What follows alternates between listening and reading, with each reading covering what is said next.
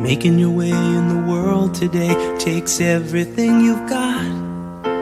Taking a break from all your worries sure would help a lot. Wouldn't you like to get away? Sometimes you wanna go where everybody knows your name, and they're always glad you came. You wanna be where you can see our troubles are all the same. You wanna be where everybody knows your name. You wanna go where people know people are all the same. You wanna go where everybody knows your name. FightSaga.com presents Royal Week Radio Chats with boxing scribe Joseph Heron. Greetings, everybody. Happy Thursday evening, wherever you are listening at this time. Hopefully, you guys can join us. Tell you what, a lot of great fight action happening this weekend. And, boy, it was great to be back with the coach last night. If you haven't, listened to his show last night, it's still available on our channel, War Week Radio on YouTube. I tell you what, this is a very interesting fight. And once again, guys, I needed some well-deserved, I guess, or much needed, I should say, some time off after calling this last event in San Antonio. It was a real bear. 7.5 hours calling, over, I think it was 13 fights total. Yeah, it was a bear. So, yeah, I needed some time off, and my voice was toast after calling all those fights. But anyway, I dropped the link, guys. If anyone wants to come on and converse, this is War Week Radio Chats. We're going to talk about tonight. Let's look at the syllabus. We're going to talk all about Alexander Usyk, Anthony Joshua, the return of Deontay Wilder, and yeah, if you didn't realize he was back, well, he made it clear, pretty much annexing the Luis Ortiz media workout. Oh, boy, talking all kinds of nonsense like he loves to do. It's pretty obvious that Deontay Wilder he loves to hear himself talk. God help us. God help us all. But can he actually come back to form? Is he still the bronze bomber of old, or merely an old bronze bomber? But we'll talk about that more. We'll also talk about, because I haven't had a chance to touch on a lot of things because I was pretty much absent the last week and a half. So we'll talk about the return of Teofimo Lopez as well. We'll talk about Adrien Broner. Adrien Broner citing, mental anxiety, depression. And I know a lot about that. And that hits home personally, but does it apply here? We'll talk all about that, guys. We'll talk about anything you guys want to. So I dropped the link. If anyone wants to join me and has their headphones, then please feel free to join me. I want to give a shout out to my brother, John McSmith. Salute to you, my friend. Also want to give a shout out to Dex 1000. Good evening to you, sir. I tell you what, though, man, I'm going to read a couple quotes, right? First of all, before we, it's pretty funny. I saw this tweet when it was first, I guess when it first went public back in Tuesday, right? I thought it was hilarious, right? Anthony Joshua stated this to the Daily Mail, right? He also tweeted this as well. Said, quote, "I need adjustments to deal with the southpaw because to me, these lefties are a nightmare. I swear if Alexander wasn't a lefty, I would have smoked him for 100%. Okay, if Joshua states if Usyk wasn't a lefty, he would have smoked him 100%. Okay. End quote. Goodness gracious.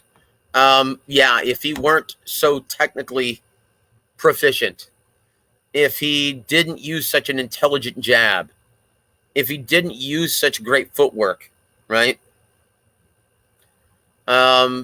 If he didn't adjust and fight proficiently at different levels consistently, if he didn't have the long amateur pedigree,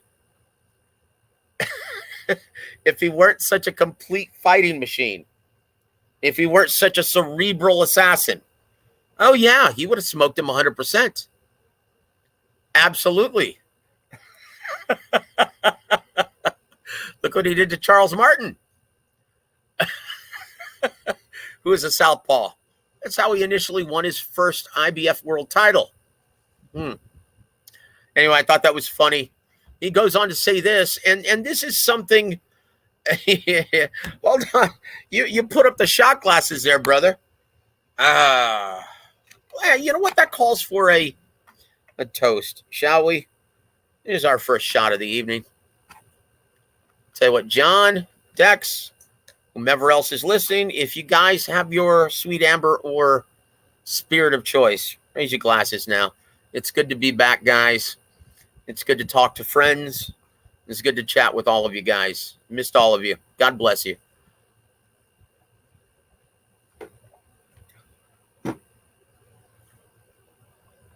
I want to welcome Bush Beer Boxing Community. Love that moniker. AJ has the strangest mentality I've ever seen in boxing at this level. John McSmith as the beat. He says, Usyk should fight orthodox and we'll find out. I think he meant to say, yeah, there it is. We'll find out. Yeah, you know what? And this is what I was afraid of, guys. Joshua, is it mentally or physically prepared for Usyk? Shake my head. Yes. Guys, yeah, and this is what I was afraid of. Now, once again, I brought up the Emmanuel Stewart story last night when I was speaking to Coach Gogi about all of this, right? I said, look, if Robert Garcia, if he were Emmanuel Stewart, he would say, look, he would just look at tape and find one thing that they could potentially exploit and focus on that one thing. But once again, against a guy like Usyk, who has such a deep amateur background, if it doesn't work, if that one thing you try to exploit, if he adjusts and doesn't show it to you again for the rest of the fight, what are you going to do then? That's the problem when you face a guy like Alexander Usyk, right? Because Emmanuel Stewart, once again, against lesser fighters, he would always, and if he didn't have a lot of time to prepare, because he took on a lot of different assignments, sometimes only having a month or 6 weeks to help prepare his new client for a big assignment, like Miguel Cotto, when taking on Yuri Foreman, guy who moved very well. Emmanuel Stewart basically said, look, you're going to win this fight with the jab. You're going to close that. You already know how to cut off the ring effectively. You already know how to close the distance effectively to create that mirage of creating that mental and physical pressure, creating that mirage that the walls are closing in on a fighter. Miguel Cotto already knew how to do that. But once again, you had a very small junior middleweight like Miguel Cotto moving up to 154 pounds, fighting for the WBA, right? That Yuri Foreman had in Yankee Stadium several years ago, right? And so what did Emmanuel said? Look, we're going to have to break this guy and have him fight down to our size. So what are we going to do? You're going to use the up jab, aim for his forehead. Okay, he's going to instinctively crouch down to our size. Then you rip him to the body. Then you bust him up to the chest, to the head. Right? But you want to get him out of his comfort zone and you want to bring him down to our size. He just focused on that one thing. He didn't have a lot of time to prepare with Miguel Cotto. Okay, I remember distinctively that being a prime or premier focus, right? And with Oliver McCall fighting Lennox Lewis, I brought this up last night. he's got you outgunned. He's a physical specimen, Lennox Lewis. He's taller, rangier, smarter, deeper amateur background, more experience, greater power, greater movement, greater athleticism. Okay, but what he doesn't do, I mean, he's brimming with confidence, and that's where we're going to get him. He's in love with his power. And he's way too liberal with the right hand. So what we're going to do, we're going to focus on slipping the right hand, then countering with the left hook straight right hand. Right? Well, Robert Garcia, if he were Emmanuel Stewart, and once again, Robert Garcia is a great guy. Excellent trainer. He's won Trainer of the Year honors from the ring multiple times, right? He's that good. He's that accomplished. He's had 14 world champions on his resume, right? One, though, he's never trained a heavyweight, not at this level. And two, I don't think he's ever had this demanding of an assignment with this short of time to prepare. And so this is very telling. If you look at Anthony Joshua, what he told the Daily Mail is very, very telling. He said this, quote, Robert breaks things down more, said Joshua. Quote, in one round of sparring, yeah, I'm told to perfect that effing jab.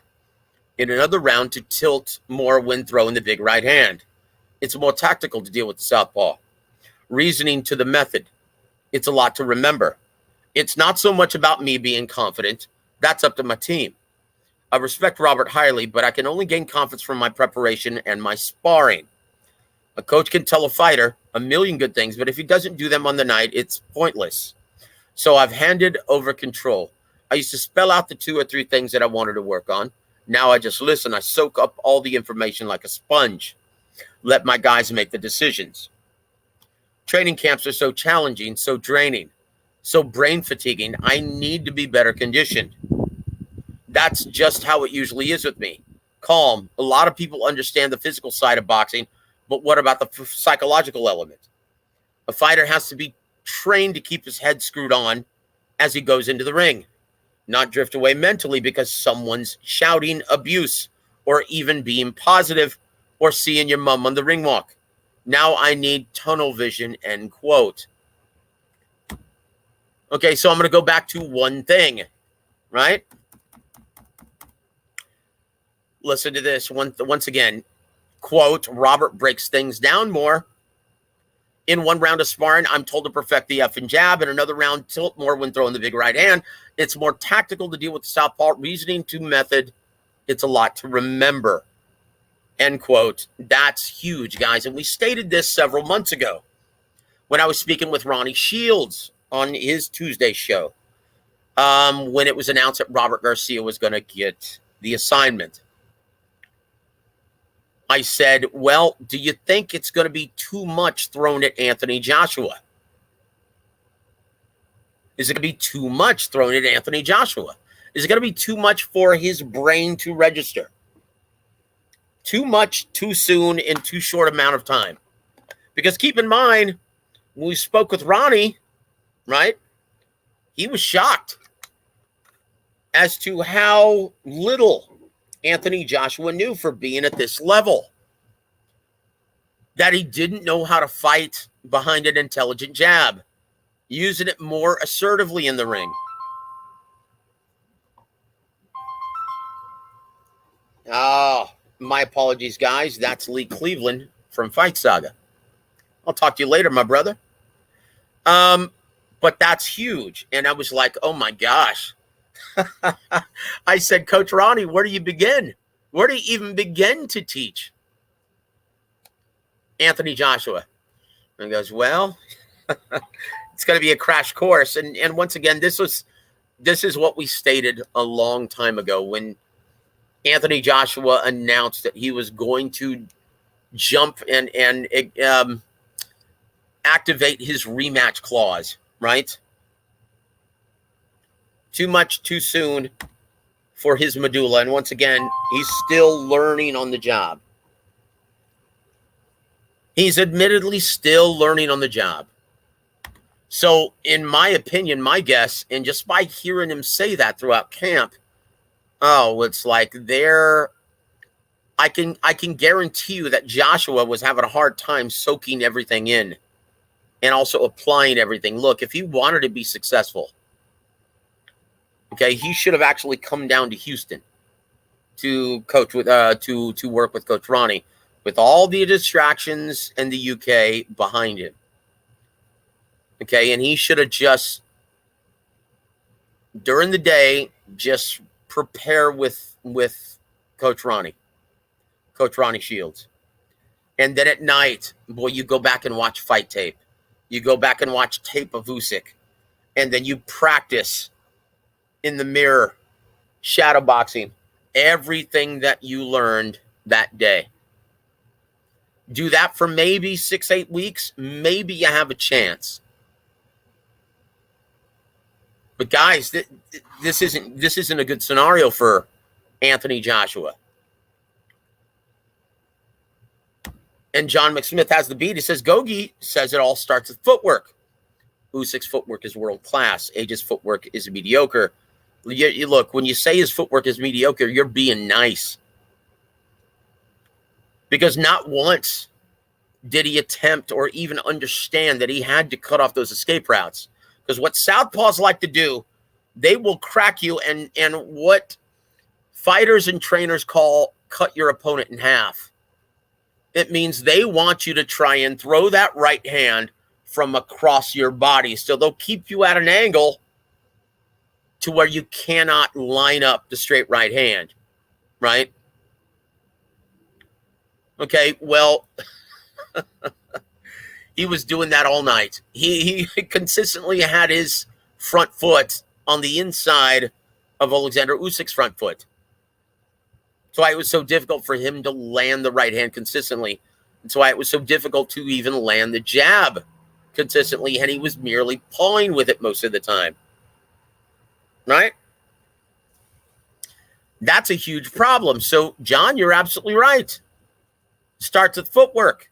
You've got to understand that you've got to cut off that escape route. Force him into your right hand.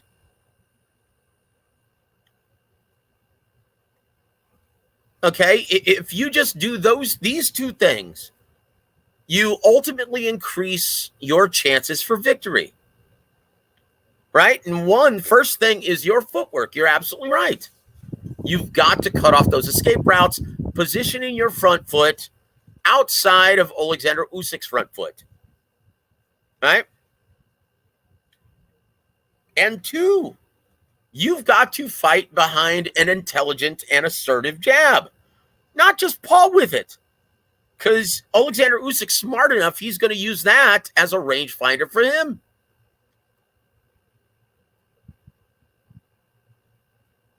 He's going to move his head out of the way of the jab and counter with the straight left.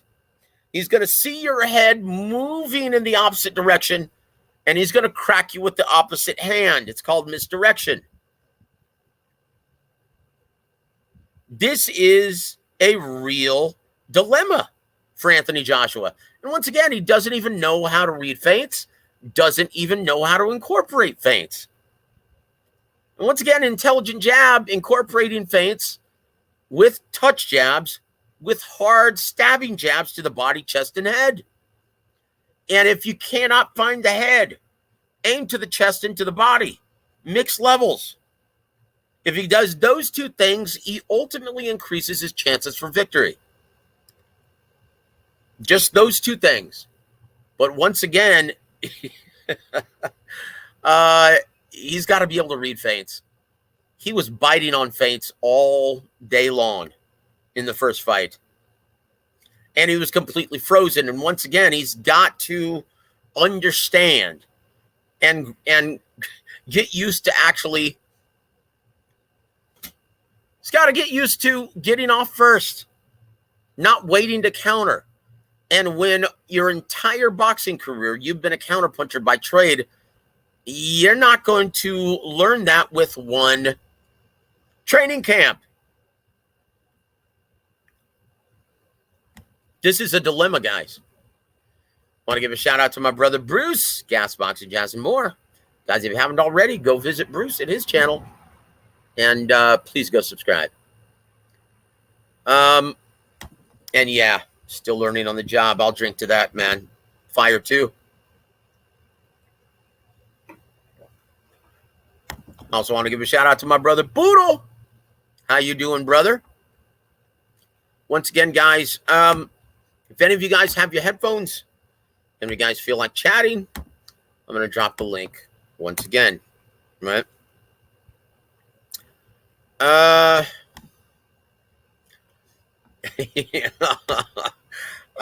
my brother Joey Chaz. The eternal optimist. Biggest fight right now is Canelo versus AJ. Yeah, okay, brother. Thank you for joining us, Joey. Yeah, that's the big dilemma, though, guys. And in my opinion, Robert Garcia it's brain overload for Anthony Joshua at this time. So, guys, when you look at the odds, and from what a friend of mine has told me, who actually, well,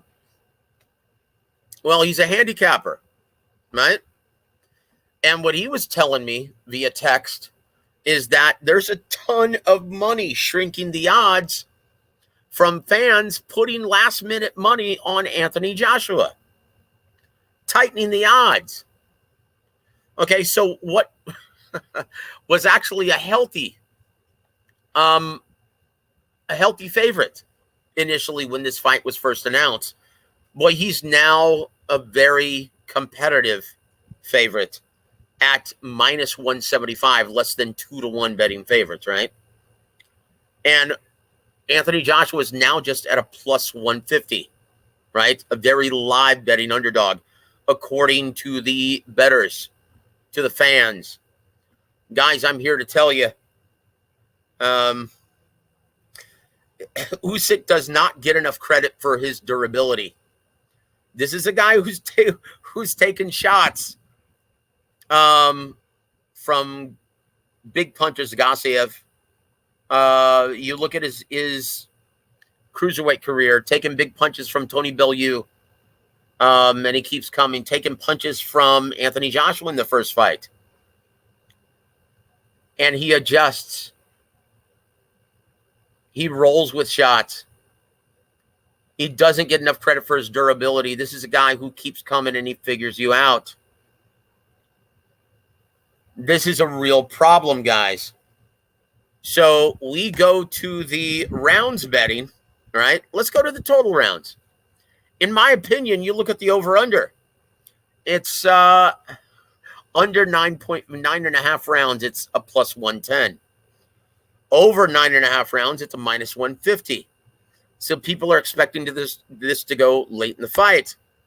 Let's look at the round group betting. In my opinion, the sexy bet, okay, if you guys are going to bet, and I think Puro, our brother Puro, has the beat here.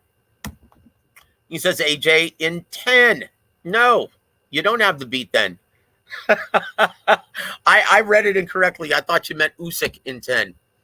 But hey, there are no right or wrong answers until the fight happens, right? So you may be right. In my opinion, though, I don't think so. And if I were to tell you guys to bet, I would say look at the round betting, round group betting. Take Alexander Usyk from round betting 9 through 12.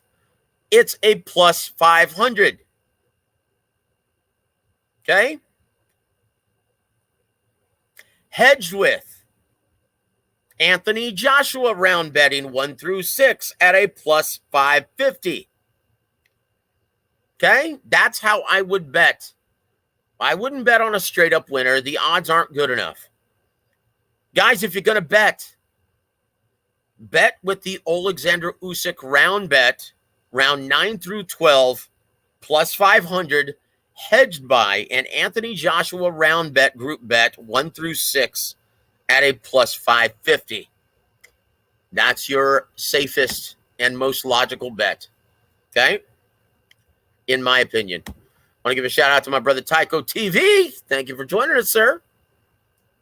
John says, AJ needs to set his lead foot in the correct position and throw the straight right lead over and over. Yes, Emmanuel would have told him so. Tell you what, we're being joined right now by my brother, Bruce Gass, Boxing, Jazz, and More. What's up, my friend? Well, what's happening, Joseph? I just saw that invite out there. I figured I'd jump on. You're a very educated boxing man in here. I figured we'd come on and see what we got to say about boxing tonight, bro. Thank you for joining. I think this is your maiden voyage onto War Week Radio, isn't it? Yes, sir. Oh, God bless you, man. Thank you for being on here, brother. I tell you what do you think? How do you see this fight playing out? And do you agree with all of the late money pouring in on AJ's behalf? You know, this is I'm excited for this fight. I think I see this fight right now as maybe a 60-40, maybe a 65-35 in Usyk's favor. But AJ, like you said, he's got a lot of the smart money that's coming in late that's putting on him. And let's face it, man, he's only been stopped once, and he's a very, very good, a very capable boxing champion, heavyweight, probably one of the best heavyweights came out of England in the past 20 years. But Alexander Usyk, he's a special character. I mean, a lot of people don't realize this. This is going to be the 8th country that he's defended his title in. Yep. And 20 fights. Yep. And this is a special dude. But now they say he's bulked up 15 pounds higher than his fighting weight. And I mean, he didn't have a lot of luck when he fought Derek Chisora. You know, he didn't have the stamina and the power to put Chisora away. I'm looking for a good fight, Joseph. It could go either way. I tend to lean toward Usyk, but man, this is a great time for heavyweight boxing in the fucking world of boxing right now. Everybody seems to be mixing it up. Absolutely, my friend. Very good observation. Alexander Usyk, 19-0 with 13 knockouts. Mm-hmm. But he's 35 years of age, right? And he's got a lot in the medulla. He's worried about, and once again, this is an intangible that's impossible to measure until we see it unfold in the ring. Is him being worried about his beloved Ukraine, is that going to be a positive or a negative? Well, leading up to it, and it seems to be mixed. Seems to be a mixed bag. Is he going to be fighting for his country? Is that going to be a positive? Or is that just too much on the mind where he was unable to focus on Anthony Joshua leading into this? Right? Is that going to be a crucial intangible? That's a good question, and only Usyk knows the answer to that one. I mean, he's got the eyes of the world looking at him because of that. It's not just the boxing world. He's got the political world. He's got Russia. He's got Ukraine. He's got a lot of Americans just watching this fight for political reasons. And who knows? I mean, we could see another Joe Louis, Max Schmeling freaking, a political conflict going on here. But I don't think it's going to bother Usyk. I think he's a professional. He can turn that off when he gets in that ring for 12 rounds. I think he's tunnel vision, bro. I really do. I think he's got that special, that extra chromosome in there, whatever you want to call it. But, and I agree with you wholeheartedly. I think Usyk is he's a special fighter. And he could prove to be the best heavyweight of this generation. He could prove to be just that. Because I don't think we're going to see any more proof from Tyson Fury. From what I know, okay, he's not coming back, guys. The only time he's going to come back in the ring is to fight guys like Francis Ngannou next year. 1 week he wants $5 billion. The next week he wants to fight for free. He wants to fight Derek Chisora, and he wants. Well, that's just all crap. Look, Bruce, I've been very consistent, and from what I know, once again, my brother, Javen Sugar Hill Stewart, right? Yeah, he's not coming back. Tyson Fury's, and once again, man, would you put yourself, if you've already made almost $100 million in your last 3 fights, would you actually put yourself through another grueling training camp? against a guy like Big Baby Anderson. Mm. And once again, the money is not going to get any bigger for him unless he fights someone like Ngannou. That's a huge mainstream exhibition, right? And it's you don't even have to train for that guy. That's a guy who you could pretty much, boy, you could just phone it in and still knock his ass out. And Yeah, that's a much bigger money fight than if he were to fight Alexander Usyk. It's a much bigger mainstream affair. Look, there's a reason why Eddie Hearn, okay, sold this fight to the Saudis. Because where else is he going to get $80 million? $40 million for Usyk, $40 million for Joshua. Where else is he going to get that kind of revenue?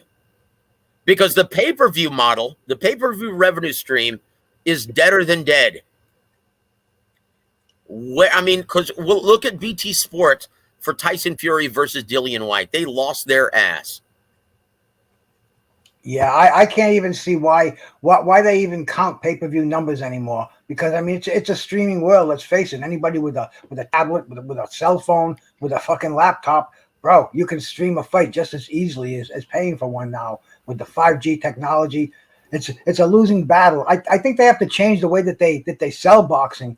You know, I think they have to either, you know, maybe possibly interactive boxing or possibly some organization like maybe YouTube taking over boxing and really, you know, regulating it, getting tournaments going on, because I mean I think there are probably more boxing fans on YouTube than there are on anywhere else in the world. You know, it's just it just seems to be a massive collection of boxing fans, and they must know the money's out there, because they can't rely on, like I said, the pay-per-view. They have to find sponsorships. They have to find alternative sources of revenue. And I think if a company like Google with a subsidy like YouTube, I think they could change the face of boxing, because right now with the 4 organizations, I mean, there's 40 boxers that are ranked in the top 10 in each division. It's ridiculous, man. You look at what a huge market, right? The American sports market is, and it's way too competitive. And DAZN found this out the hard way. They're like, look, man, it's actually in our best interest to actually expand in other markets outside of America. Like, I was actually shocked that they actually elected to pay the licensing fee to broadcast this in America. Because this is, and I'm sorry, Bruce, where do you actually hang your hat, brother? And what's part of the country? I live in Rhode Island. Okay, Rhode Island. Great fight community there, man. Mm-hmm. But we live in a bubble. Okay, we live in a relative bubble. Okay, you go to any mainstream, you go to your nearest grocery store, and you talk about Usyk versus Anthony Joshua, who wins and why. Ask the person behind you when you're in line at the grocery store tomorrow. They have no fucking clue, brother. No, and that's my point. Look, there's a reason why Fox, okay, a mainstream juggernaut, there's a reason why they will not pay for Wilder versus Helenius without attaching the pay-per-view revenue stream to it. And because they know it's a losing endeavor. They can't find enough sponsorship to support and justify paying for that huge guaranteed purse. That's a reason why PBC failed. Well, I'll tell you why. 7 years ago. I'll tell you why I think that is. I started watching boxing back in the 70s, back when they had boxing Saturday and Sunday. Yeah, back when it was still a mainstream commodity. And not only that, brother, but it was also in the household where your mother was watching it, your father was listening to it. There was on one television set, and these kids became superstars, bro. Everybody knew who they were. Well, look, Bruce. You remember, this is when we knew who the best fighters were going to be before they even turned pro. This is when they used to show the amateur Golden Gloves on Wild World of Sports. They used to show amateur competitions, Pan Am Games, the World Games, the Golden Gloves, But the they Olympic, all, the Olympic box offs. even the These big days fights show though. them on regular network TV. Well, do you know what Don King would do if he had Wilder and Helenius, and Well, he had, aside from had, rip them off, but sure. no, but aside from that, but for the fans, he would put the Joe Joyce Parker fight on that card. He would put the Luis Ortiz and fucking and Ruiz fight on that card. He would have a heavyweight extravaganza because people can't, in this day and age, to shell out $80 for these ridiculous B-level fight and pay-per-views. It's not going to make the person in the shopping center know who fucking Usyk is or Anthony Joshua. Not until they give us these things on a fan-friendly basis where they can become family affairs. You know, I mean, dude, I grew up during Ali. I love Muhammad Ali. I love Muhammad Ali as much as I love my father, bro. And he could do no wrong. Well, you know, and once again, man, you can't even compare the two eras. Because back then, boxing was at a much healthier state. And it was still a mainstream commodity. We are so far removed from that it's become an afterthought in our beloved America, our beloved USA. Well, so hold on. I'm going to put this up here. Fury versus Usyk. Come on. That's a fascinating matchup. It is, John. To us, it truly is. That is a must-see fight. That's a 1 versus 2 fight. That's for all the marbles. That is one of the most compelling and intriguing boxing matches you can make, and it's in the boxing's quote-unquote glamour division, of course. But outside of the diehard boxing community, who pretty much streams everything now, who else is going to be interested in that? I understand that after the Deontay Wilder fights 2 and 3, Fury became a mainstream brand. Right? I understand that. But Usyk? I mean, there's a reason why they had to put, like Eddie Hearn had to put this fight in Saudi Arabia to get that kind of coin.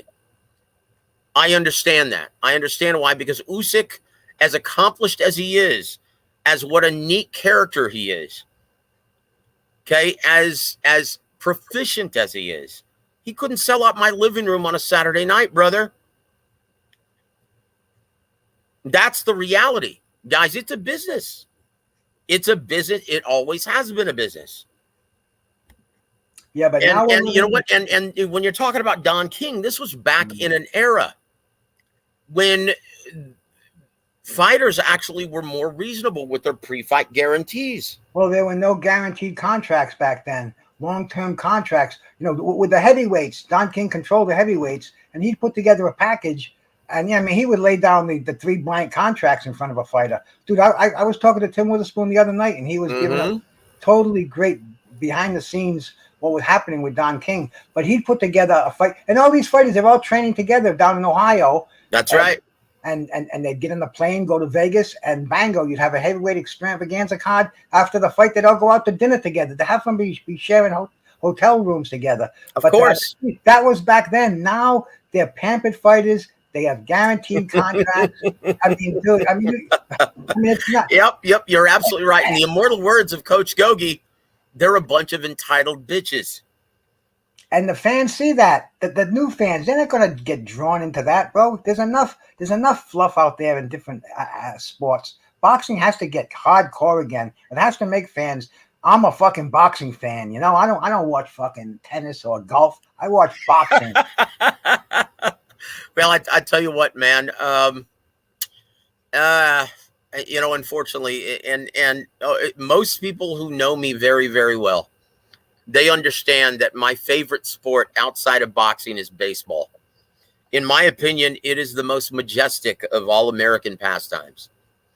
I love my baseball. Unfortunately, my team, the Cincinnati Reds, boy, they're tanking it. They're one of the worst teams in the majors right now. So there's not much to root for, but I still watch. I still watch every single week. And I love the Dallas Cowboys. I love my football. I bleed blue every season. I watch without fail, and it's such a consistent product. You get these great games, and this is one thing that the NFL does extremely well. They temper the rules. They will change the rules in the offseason to make it a more fan-friendly product. Pass interference. Oh, you can't touch the receiver after 5 yards. And they have a Super Bowl. If you breathe on a quarterback like Tom Brady, boy, you get unnecessary roughness, a 15-yard penalty. Like, they make it to where, yeah, it's all about lighting up the scoreboard. They make it such a fan-friendly product. Okay, boxing? Yeah, look. If the ABC rules, right? ABC rules are very clear in this one thing. And if they did this one thing, right? Excessive holding is illegal. Holding, period. Clinching is illegal. If referees were to enforce that rule, boy, the sport would be much better off. It would be much more fan-friendly. Well, see, all those sports you just named, they all have a Super Bowl, a World Series, the NBA playoffs. Boxing, they're not governed by that. Well, look, you're looking at Bruce, you're looking at that the wrong way, because look, this is a sport that doesn't have off seasons. This is a sport where every big fight is a Super Bowl. When you look at Anthony Joshua versus Alexander Usyk, it is, for all intents and purposes, a damn Super Bowl. I was going to drop the F-bomb, but that's how strongly I feel about it. I'm sorry, I did. But yeah, but this is a Super Bowl, man. This is for all the marbles. This is for the ring recognized lineal heavyweight championship of the world. 40 years ago, it was the biggest distinction in all professional sports. So what happened? Well, this is not a Super Bowl. This is a playoff game. We want to see Tyson Fury fight the winner of this. He's done, brother. Forget about it. He's all right, done. Right. Well, then if he's done, then give up that WBC belt. Whether he wants to give it up or not, the WBC is going to move forward and proclaim someone the WBC interim champ. Well, my point is, Joseph, I just want to see the individual titleists unify, get undisputed, because that's what the other sports do. They don't, they have that World Series. That, they have the playoffs. They have the NBA Finals where it comes down to two teams, and we know those are the best two teams out there. Okay, well, in my opinion, Bruce. This is why I state that this is a Super Bowl, right? Because the ring championship is up for grabs. It is the lineal 1 versus 2, right? This is everything. I don't even care about the IBF any longer. I don't even care about the WBO or the WBA any longer. I couldn't care less about those meaningless straps that try to move the goalposts as often as they possibly can, as long as it fills and lines the pockets of everyone affiliated to those sanctioning organizations. The ring doesn't tax any of these hardworking fighters. Okay, when fans start recognizing only one belt, when promoters and networks start only recognizing one belt once again, it'll make a lot more sense to more fans, to mainstream audiences once again. Because, and it's laughable. A couple weeks ago, there was, I called a main event, I guess back on May 28th, in which in the main event, they were fighting for the WBC Silver Championship, whatever the hell that means. And it was a number 45 ranked junior middleweight in the world versus the number 138th, right? Well, I could hear what you're doing, my brother. Well, I tell you what, John McSmith says, "Go Cardinals." Oh boy. Right. Let me ask you something, John. How did you feel when they moved from St. Louis to Arizona, brother? Honestly, this is why I love my Cowboys. They will never move outside of Dallas. Never. Never. This is why San Antonio will never get an NFL team, because then they'll be cutting in on Jerry Jones money. This is why, like when the New Orleans, everyone was trying to say, oh, let's move the New Orleans Saints down to San Antonio. And they actually played a couple games in the Alamo Dome during Katrina. Well, Jerry Jones said, hell no. I've got too many diehard Cowboy fans in the Rio Grande Valley in South Texas. It won't happen. Oh, here it is. Cardinals baseball, Joseph. You know what, brother? Oh, boy. I will say this, and John, love you, brother. You're an extended family member of War Week Radio, and we always value your support, my friend. But I will say this. I absolutely hate the St. Louis Cardinals. They've been a thorn in the Cincinnati Reds side for the past 40 years. Should say 30 years, since 1990. That was the last time the Reds actually went wire to wire under Sweet Lou Piniella and won it all. Won the pennant, swept the A's in the World Series. That was the last time they were great. And I absolutely hate Tony La Russa and the St. Louis Cardinals. I can't stand their entire organization. But hey, I love baseball. And they kicked our ass the last 30 years. I live behind Fenway Park. Joey just says, go Redskins. Oh, chingao, dude. Well, how do you like having Daniel Snyder as your owner there, Joey Chaz? I'm sorry, you were saying about Fenway Park. I lived in Kenmore Square for 2 years. And I used to go to the bleachers games. They were like $1.50 to go to sit in the bleachers seat. we used to pass the bong back and forth. It was back in 75, 76. It was good times. And I'm from New England. I followed the New England Patriots for years, man. I watched fucking everybody. I watched John Smith, the coming of Brady, Drew Bledsoe. I mean, all through that whole era. Yep. But the last few years, since I've been retired and getting into boxing and talking about it, I don't have time for those other sports. I found out that they don't interest me as much as boxing does, and boxing is so encompassing. I mean, not just watching what's going on today, watching the fights that I missed, and the shit that went on. It's just so encompassing in my life that I just don't have room for the other sports anymore. And bro, believe me, I love the Red Sox. My mother used to go to Pawtucket Red Sox games by herself until she was 80 years old. I mean, that's outstanding, man. Yeah, outstanding. Look, I just to keep myself sane and to keep myself motivated with boxing, I do have to take a mental break from it and physical because I write about it. I also work my arse off doing things for local promoters and local fighters. And then as well, I have this War Week Radio Network, right? And so, yeah, just to stay sane and to be able to talk with my friends who aren't boxing fans. I have to take breaks. But here, I want to give a shout out to our brother from Argentina, Ezekiel. Very nice of you to join us tonight, brother. In Argentina, great fight country that is. Amar, thank good of you to join us, sir. Says, when is the fight starting? Well, it depends on where you are in the world, sir. In Saudi Arabia time, it's going to be around 12:30 in the morning. Start time, the main event.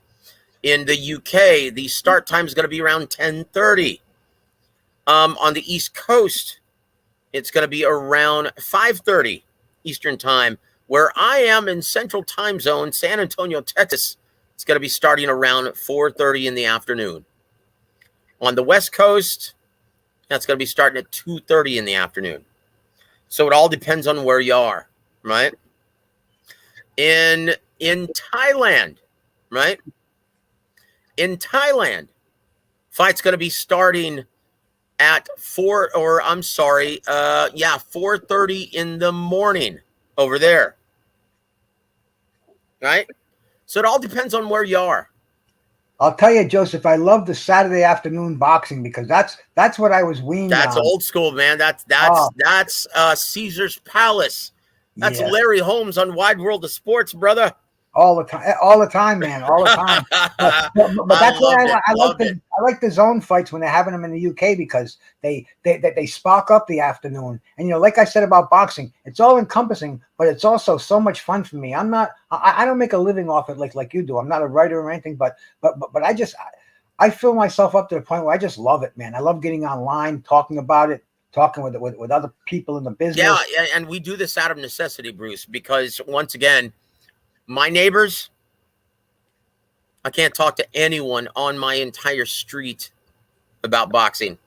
I have to come on and talk to the War Week Radio extended family like yourself, like Joey Chaz, like John McSmith, like Tycho TV, like Puro, like Young Bill. Tell you what, man, it's a very close community. And it's very hard for us to relate how average Joe Six-Pack, how he feels about boxing. It's an afterthought, guys.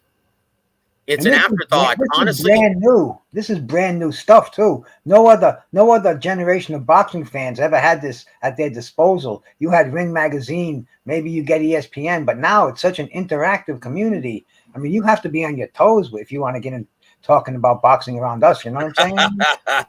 Yep. John McSmith from Whitey Herzog to Tony La Russa. Yeah, well, the only time we beat the pants off of Tony La Russa was in the World Series in 1990 when he was still coach of the A's. As soon as he came to St. Louis, he owned us like a cheap suit. Oh, jeez. My poor beloved Cincinnati Reds, boy, one of the smallest markets of any major league franchise. And yeah, look at their payroll and it shows. Oh, God bless the Queen City, though, of Cincinnati.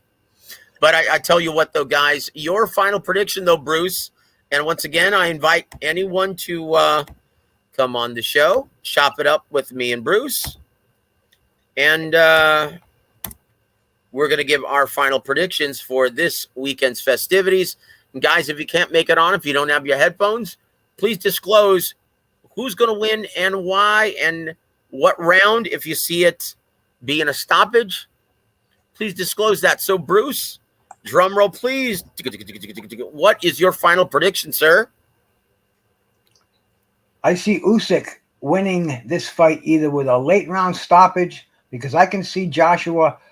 I've seen him get hurt several times, and I think with Usyk with the added weight, and he I don't think he's lost any speed. I saw him do this eye-hand coordination thing with the 4 coins. Did you catch that? Oh gosh, that was amazing. Well, oh yeah. I mean this. And this guy can hold his breath underwater for, I don't even want to say what the numbers I've heard, but they're supposedly ungodly amounts of time. I just think he's gonna win this fight because he's the better athlete, and I don't think AJ has the drive that he once had, and that's what it's going to come down to. It's going to come down to Usyk. He wants it more. I mean, look at the guy. He looked like a Cossack the other day with that lock of hair. Yeah. So your official prediction is Usyk. Usyk with a late round stoppage. You know what? And I concur, brother. I am also picking and encouraging everyone to bet. Okay. And you're going to see that reflected in my odds and prediction article coming up on Friday after the weigh-in.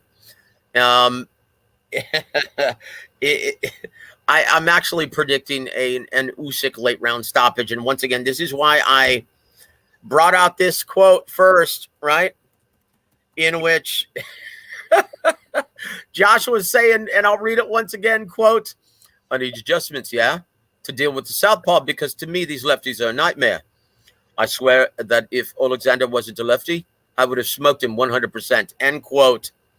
Let's see, if he wasn't a lefty, if he wasn't such a brilliant boxer, if he didn't have such a deep amateur pedigree, if he weren't so skilled, oh, yeah, totally. You would have smoked him like a cheap cigar. But guess what? He's all of those things. Like people are talking about consistently. Oh, Anthony Joshua has to do this. Oh, he has to do this. Well,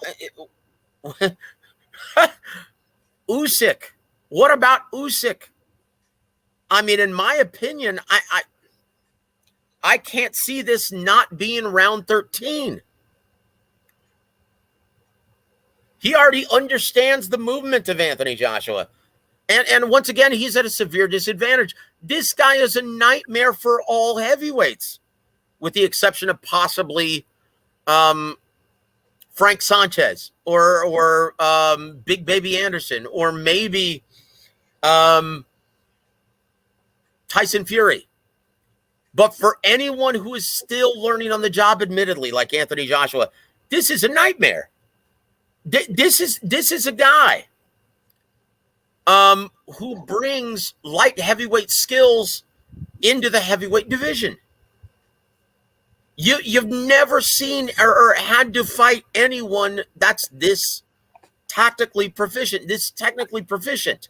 Footwork, hand speed, understanding of distance, fights behind an intelligent jab. This is an absolute nightmare. Keep in mind, in the States or in the UK, do you know why heavyweights can actually have success after turning pro at a very late age? Okay, because most heavyweights don't fight like Alexander Usyk. It's always been a rule of thumb in the heavyweight division. All you need are 3 things and you can go far, even winning a world title. If you have a good jab, if you have good power, and if you have a good chin, you can go far traditionally in the heavyweight division. Look at Joe Joyce. Okay, but what happened when Joe Joyce saw someone like Alexander Usyk in the amateurs? He was taken to school. It was embarrassing. And guys, I'm sorry, but one camp with a new trainer isn't enough to defeat Alexander Usyk. This is a guy who has too many tools in the chest. I'm sorry, Joshua fans. If you thought the last fight was irritating, then go watch something else on Saturday, because it's not going to be any better for you. It's just like when I was advising Wilder fans. Guys, if you thought the second fight was a product of foul play, you prepare to be disappointed once again, because it's not going to be good for you. It's going to be very frustrating and ultimately demoralizing. Sorry, Joshua fans, not going to get any better. And if you're pouring money into Anthony Joshua because you're hoping that something better happens, you have a better chance of Santa Claus coming through your chimney on Christmas Day. Sorry, guys. Now, once again, Anthony Joshua is a fighter, and he's got great character. He's a very good guy. He's a very smart guy, and he's humble, and he's hungry, and he's got the heart of a champion. That's just not enough. That's not going to be enough on Saturday to overcome the cerebral assassin, Alexander Usyk. This is a gentleman who also has great character. This is a guy who was coming to Fight Week at all the media events with Eeyore from Winnie the Pooh. And when asked, well, why do you have Eeyore there? He said, well, this is from my daughter. She said it was going to take care of me. She said it would be my talisman. So for her, I've been, carrying it everywhere that I went. This is a guy who's got the entire country of the Ukraine on his back. It's become a moral imperative for him to not only win, but to win decisively. Joey Chaz asks an excellent question. Joseph, who does boxing need to win, AJ or Usyk? Look, in my opinion, in a perfect world, boxing would benefit greater if Anthony Joshua were to win again. But that's not going to matter, guys. I'm not a conspiracy theorist, and I'm often viewed by most boxing fans as a sports apologist.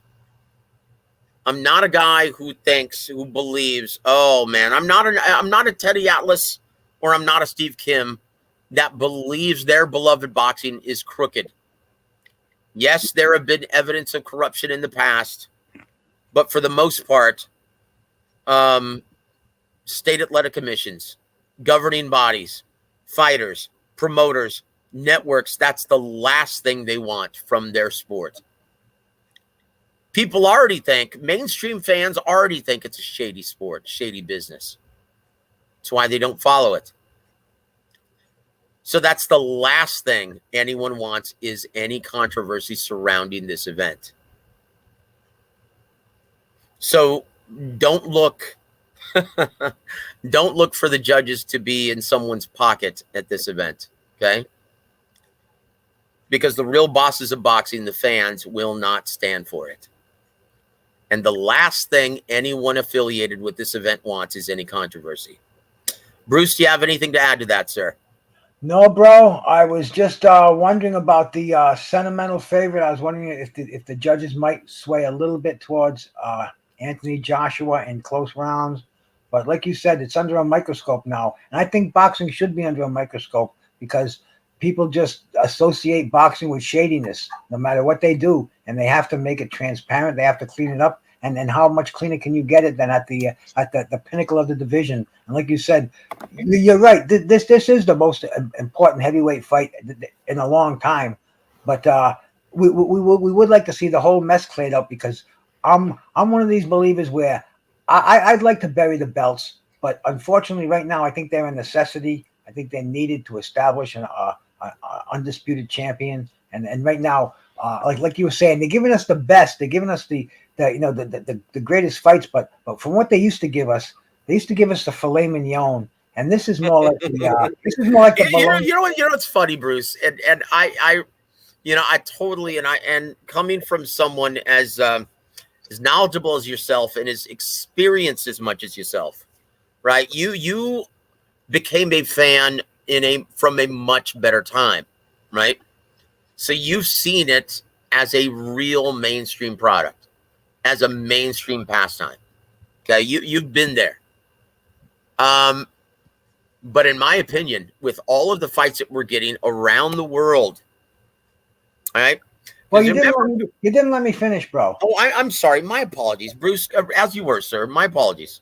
Well, no. What I want to say is, I was raised with filet mignon, and like I said, now they're giving us bologna sandwiches, but we're taking that, and bro, but we're not only taking that, but we're making that look really nice. We're putting some Dijon mustard on there. We're grilling it, and bro, it's as good as it's going to get out there today. And I accept that, and I love that. And that's why you're right. There's so many good fights coming on, bro. And I'm the last one to complain. I know the business of boxing. I think it's great right now. But yet, I still remember the days of those fillets sizzling on the grill that would melt in your mouth, bro. Well, brother, let me tell you, you consider yourself fortunate that you're not in this business. Because when you talk to guys, very knowledgeable guys like Ronnie, like James Gogi, like Bruce Trampler, like Brad Goodman, Joe Goosen, they understand it's a difference in mentality. Fighters are different. And they all insist to me that it's not going to get any better anytime soon in terms of fighters' willingness to fight. That's what's sorely missing from now. I mean, look, you talk to these guys individually, and they're all fearless. They all would be willing to step in the ring with King Kong if it meant making life-changing money. But I get it. It's not the same. It's not the same as the Joe Frazier's, the Cassius Clays, the Muhammad Ali's, the Sonny Listons, the George Foremans. It's not the same. The Larry Holmes of the world, even the Jerry Coonies. It's not the same, Bruce. There it is, Joe Frazier. That's where it is, brother. Okay, Joe Frazier. It's not the same, Bruce. Like these fighters, and God bless them, man. I love these guys. It's a great honor to be able to go to the gyms and interview and talk to these guys. That's where you soak up your knowledge. You learn from these great trainers like Ronnie Shields, like James Gogi, like Joe Goosen, like Abel Sanchez, like Mike Stafford. All of these guys, like Emmanuel Stewart. It's like that's where you gained your real knowledge, not just by going and covering these fights, but spending time and learning from these great men who, and what we're doing right now, Bruce, we're merely standing on the shoulders of all of these great men who made this sport a Goliath. Now it's a shell of it. It's a shell of itself. So I understand what you're saying, man. But no. I'm not bitter, not at all. I could be a neither am I. I mean, we take what we have, right? And honestly, we're seeing a lot of great fights. Yeah, we're seeing a lot of great fights. But glass is half full and getting fuller. Yeah, look, we're look at all of the different TV dates that we have from around the world. Yeah, in no other time have we ever had access to all of these great fights in other parts of the world. Do you remember we just had to read about fights happening in the UK? Yeah. Whenever we come into the ring, oh, well, this is what happened in the UK last month. We'd have to get a Ring magazine or a Knockout, and it would be or a KO. That's right. It would be 3 months old, and we'd read about John L. Gardner and these right. European champions, and that's the way it was. But today, it could happen. It could happen tonight, and we'll know about it before the sun rises in the morning. That's right. We'll know about it as it happens, live time. Different world, man. We are fortunate we're very fortunate. The world has become smaller as a boxing fan. I want to give a shout out to my brother Jesus Sam. Thank you for joining us. Salutes to you, my friend. Also, my brother W.A.W. Good evening, War Week family. Good evening to you, sir. Respect to the chat, and Mr. Heron, as always. Respect to you, my friend. Thank you for always supporting the program. I tell you what, and at this time, we're about an hour in. Want to give a shout out to our latest sponsor, the Joe Gomez Law Firm. Guys, if you're in the Texas area, please let the Gomez Law Firm fight for you. For more information, please go visit GomezLawFights.com, your personal injury champion. And there it is. So I tell you what, though, yeah, and guys, if you look on the trunks of Bam Rodriguez in his next fight coming up on September 17th, he's going to be sporting the Gomez Law Firm insignia on his trunks. So we're in good company. Woo, woo, woo. Let's shift gears here, though, Bruce. Let's start discussing the return of the Bronze Bomber, Deontay Wilder. It was just announced he's going to be taking on Robert Helenius October 15th. And once again, it's going to be on Fox. It's going to be on Fox pay-per-view. That's another great gift that they're giving us, man. Everybody wanted to see if Wilder was going to come back. He took 2 tremendous beatings. He obviously lost the first fight. Man, and Helenius, he's coming off 2 inspirational wins. I mean, they weren't the A-class fighters, but it was undefeated Kalinowski. And Kalinowski, you know what? Very good, man. You're one of the few boxing fans that have actually pronounced his name correctly. It's probably because that's your neck of the woods there, man. A lot of Polish people in my town. Yep. Great fight fans, man. That's another thing. There's a huge Polish great fight community in Chicago. Why aren't there any more fight cards being promoted in Chicago? I don't know. That's a mystery to me. I tell you what, though, boxing, very rich history in Chi-Town. But yeah, Helenius, boy, and once again, we called that back then. He was going to upset Kalinowski. I didn't like the matchup back then, and I will say this: if Deontay Wilder isn't as durable as he once was, he's in trouble. Yeah, these are heavyweights, baby. Robert Helenius is 6'7", and he can punch with both hands, and he's a brilliant counterpuncher. So if Deontay Wilder, as of late, has turned into somewhat of a counterpuncher because of his success with Luis Ortiz. In his second fight with Luis Ortiz, we saw for all 7 rounds, he didn't win one, except the 7th.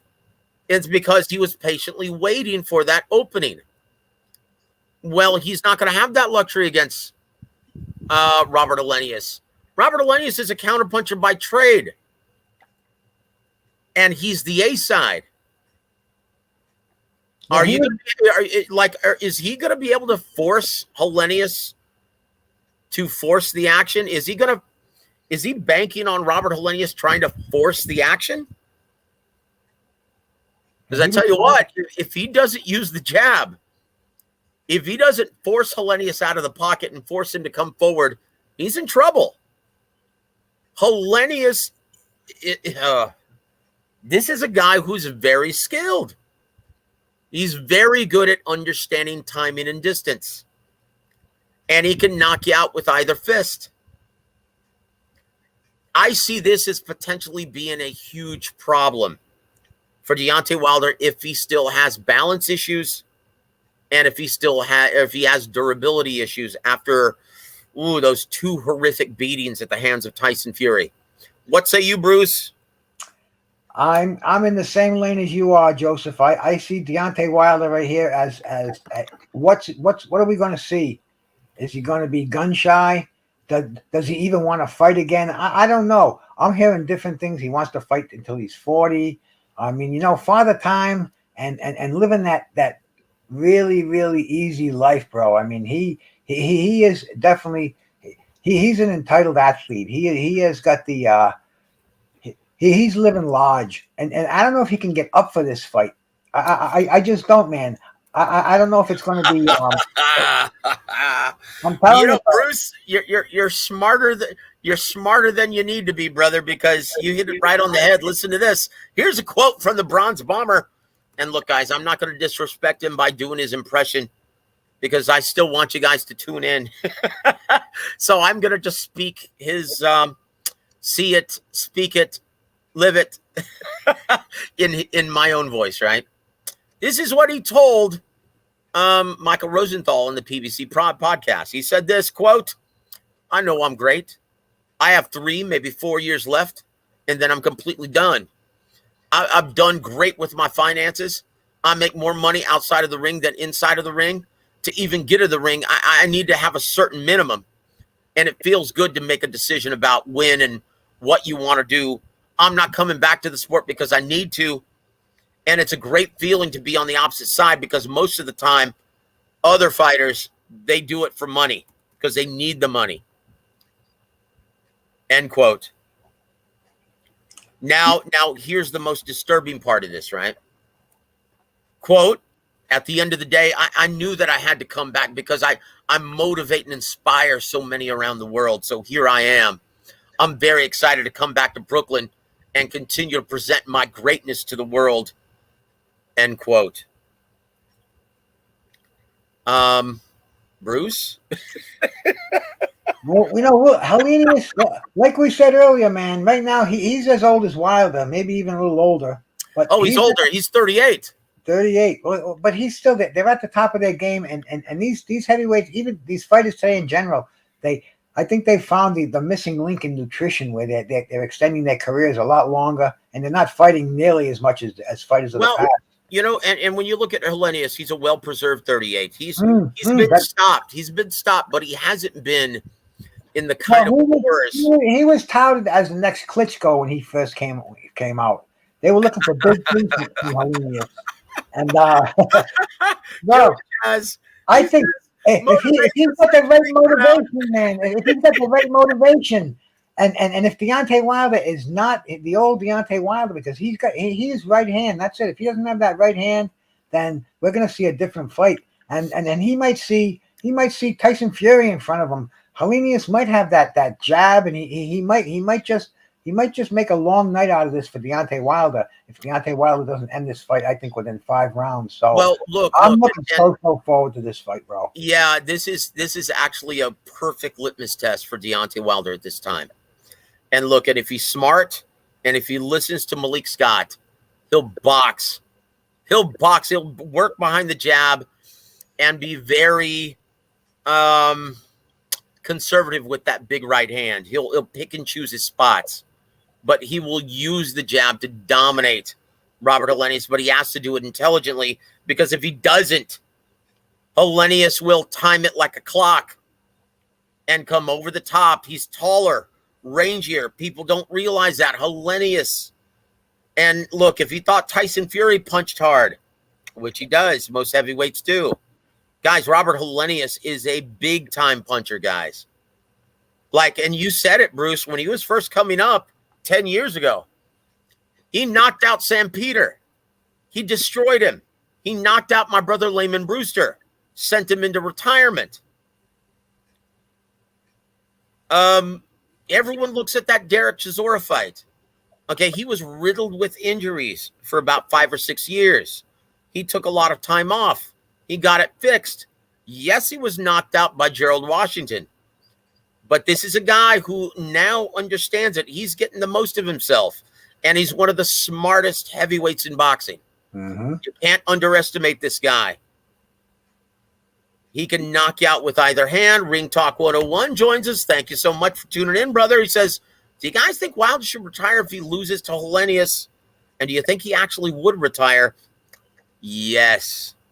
Yes, yes, yes, and more yes. Mm-hmm. Look, guys, Helenius is no joke. This is going to be a very tough assignment for Deontay Wilder. And if he's not there 100%, if he isn't there in heart, mind, and body, yeah, it's going to be a very painful assignment for him. Because Robert Helenius can crack. He's one of the hardest punchers in the division. And you know, I want to give a shout to my brother H Money. Salute to you, my friend. Salute H Money, my brother. And you know, Joseph, today one win against a recognizable foe in any division, and you're in line for a title shot, bro. I mean, Helenius knows this. Helenius knows if he wins this fight, and especially impressively, then one of these organizations is going to make him mandatory. Well, yeah, already he was supposed to be before they started cleaning up their belts, the WBA gold heavyweight, right? Whatever the hell that means. And he earned that distinction by knocking out Adam Kovnowski. It means a sanctioning fee. That's what it means. That's exactly what that's all that it means. That's all that it means, guys. Okay, but you're absolutely right. The winner of this fight should be able to, and I think that's exactly what PBC is planning. They're going to hopefully and try to lobby to actually fight for it's going to be vacated, or it's going to be vacant very soon, the WBC title. The winner of this fight, expect them to fight the winner of Luis Ortiz versus Andy Ruiz Jr. for the WBC. Expect that. And once again, if Tyson Fury doesn't want to relinquish the title because he's announced his retirement, they're gonna make the WBC distinction interim heavyweight championship, right? That's gonna happen, guys. So that's what you're looking at. That's the map that Al Heyman is placing up for grabs, right? So going to Luis Ortiz, he just had his media workout and he looked very good. Who do you see winning that fight, Bruce? And how do you see it playing out? Andy Ruiz Jr. versus the 52-year-old Luis Ortiz. Yeah. I think Andy Ruiz, I think, is gonna destroy Luis Ortiz. After seeing him go down from a jab by Charles Martin, I think that 52 is going to turn into 72. And Father Time spares no fighter. And Luis Ortiz, he looked every bit of that, whatever he is in his last fight. And I just think a rejuvenated Andy Ruiz. I can see him hitting Ortiz and then landing on him with those fast combinations after he stuns him. I mean, I don't think Ortiz is going to be able to handle that.